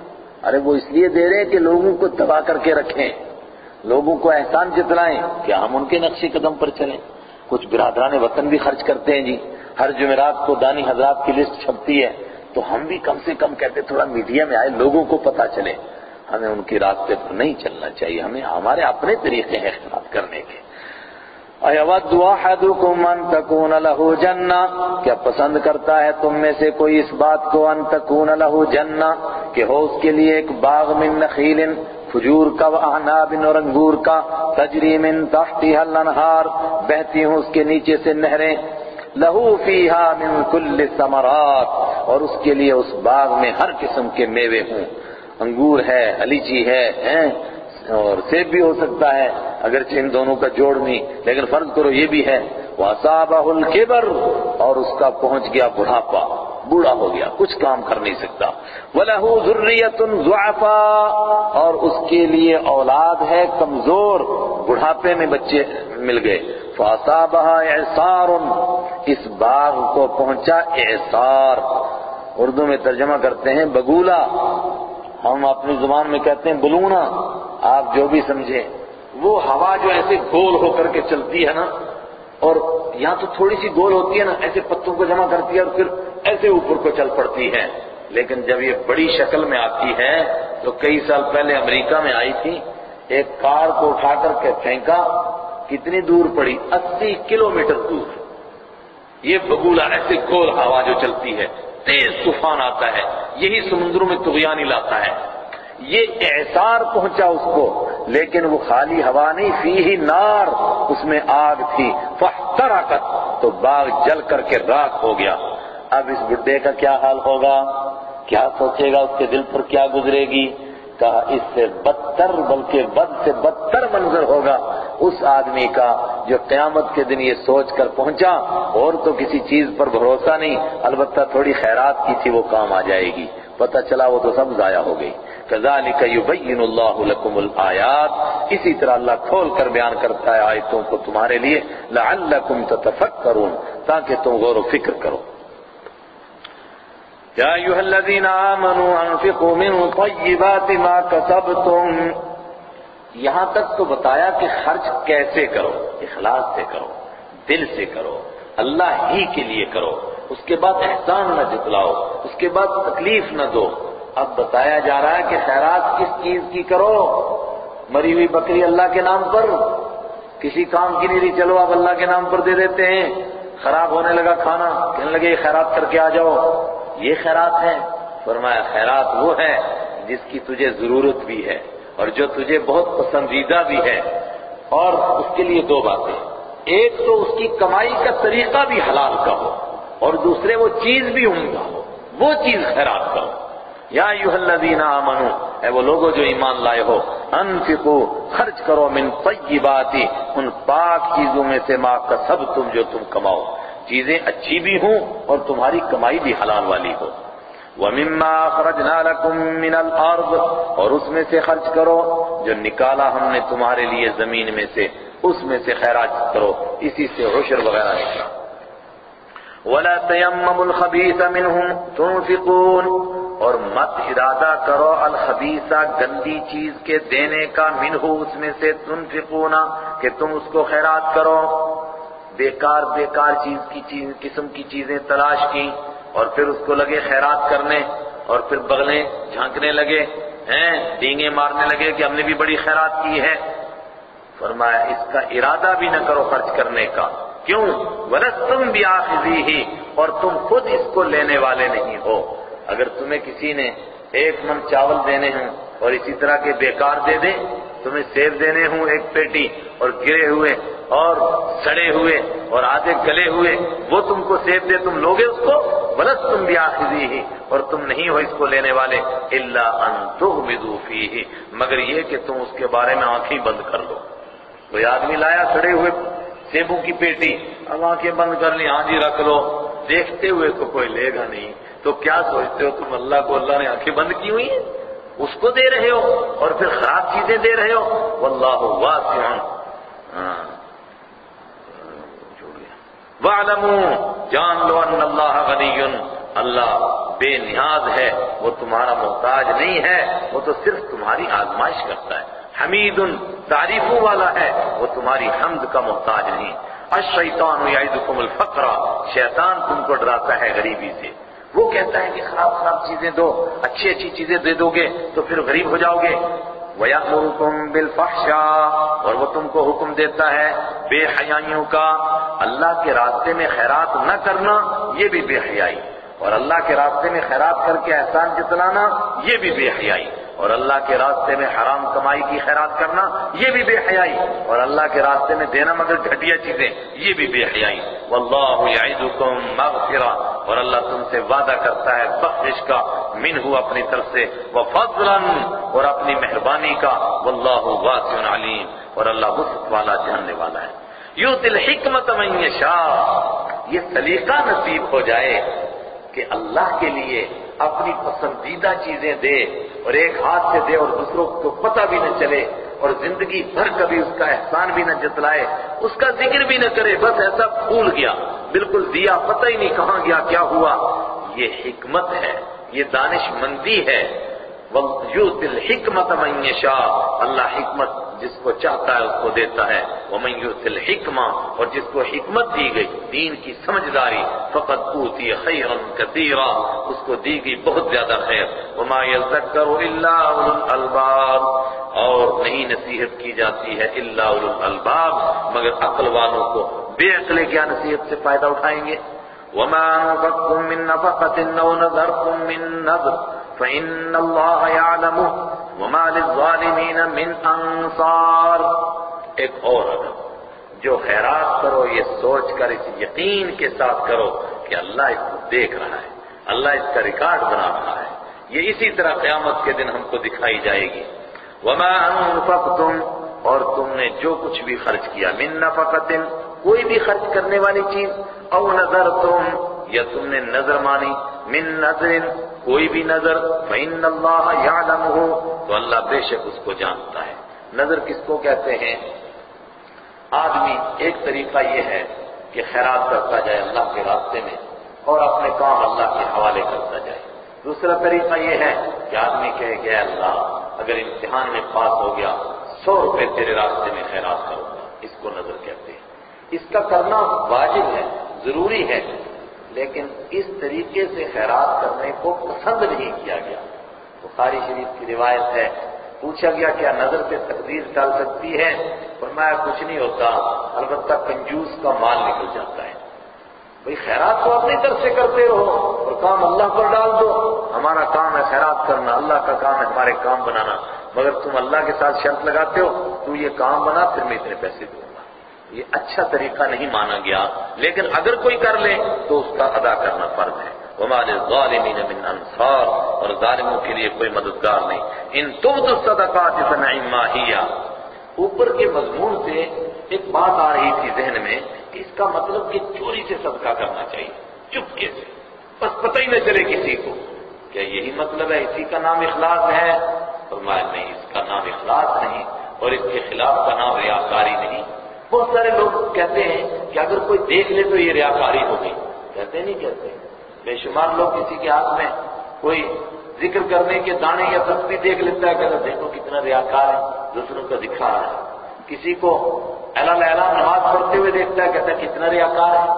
اگر اس کا نام ریاکاری ہے تو پھر جماعت کی نماز ریاکاری نہیں، اور پھر حج کا طریقہ کہ سب کے سامنے آپ احرام کے کپڑے باندھیں اور پھر زور زور سے لبیک اللہم لبیک، کیا یہ ریاکاری نہیں؟ ریاکاری اس کا نام نہیں ہے۔ ریاکاری ایک چھپا ہوا مرض ہے۔ ایک آدمی چوک میں آ کر نماز پڑھتا ہے مگر اس کو کوئی خیال نہیں ہے کہ کون مجھے دیکھتا ہے کون نہیں دیکھتا ہے، اور ایک آدمی اپنے گھر کے اندر کی کوٹری میں اور رات کی تاریکی میں نماز پڑھتا ہے، لیکن کبھی کبھی اس کے دل میں آتا ہے اس وقت میں اگر کوئی میرا مرید دیکھ لے گا کیا سوچے گا میں کتنا نیک ہوں، یہ ریاکار ہے، حالانکہ کوئی نہیں اس کو دیکھ رہا ہے۔ تو صدقہ کرتے ہوئے بھی کیا چھپا کر کرنے کا نام اخلاص ہے؟ فرمایا نہیں، اصل میں دل کی نیت ہونی چاہیے صرف اللہ کے لیے۔ اس کے بعد اگر کبھی ضرورت محسوس کرو تو اعلان کر کے دو، مثلا زکوٰۃ دینی ہے سب کے سامنے دو تاکہ سب لوگوں کو پتا چلے بھائی زکوٰۃ فرض ہے، اور اگر کسی غریب یتیم مسکین کو دینا ہے چپکے سے چھپا کر کے دو، اس کی عزت نفس پر کہیں حملہ نہ ہو جائے اور کوئی لوگ دوسروں کے ٹکڑوں پر پل رہا ہے۔ ان تبدوا الصدقات فنعما هي اگر تم ظاہر کرو گے صدقوں کو وہ بھی تمہارے لیے بہتر ہے، وان تخفوها اور اگر تم اس کو چھپاؤ گے، وتؤتوها الفقراء اور غریبوں کو دو گے، فهو خير لكم وہ بھی تمہارے لیے بہتر ہے۔ یہ تؤتوها الفقراء بیچ میں کیوں لائے؟ یہ بتانے کے لیے کہ چپکے سے دینے اور چھپا کر دینے کے جوش میں کہیں مالداروں کو ہی نہیں دینا ہے، وہ اندھا باڑے بانٹے ریوڑیاں مڑ مڑ اپنوں کو پھر واپس اپنے گھر والوں کو دے رہا ہے، کہیں اس جذبے میں تم مالداروں کو ہی نہ دینے لگ جاؤ۔ واللہ وَهُوَ خَيْرٌ لَكُمْ وہ تمہارے لیے بہتر ہے، وَيُكَفِّرُ عَنْكُمْ مِنْ سَيِّئَاتِكُمْ اور اللہ مٹاتا ہے تم سے تمہاری لغزشوں کو، واللہ بما تعملون خبیر اور تم جو کچھ کرتے ہو اللہ تعالیٰ کو اس کی خبر ہے۔ بس اتنا ہی رکھتے ہیں، یہاں سے نیا مضمون شروع ہو رہا ہے۔ صدق اللہ مولانا العظیم۔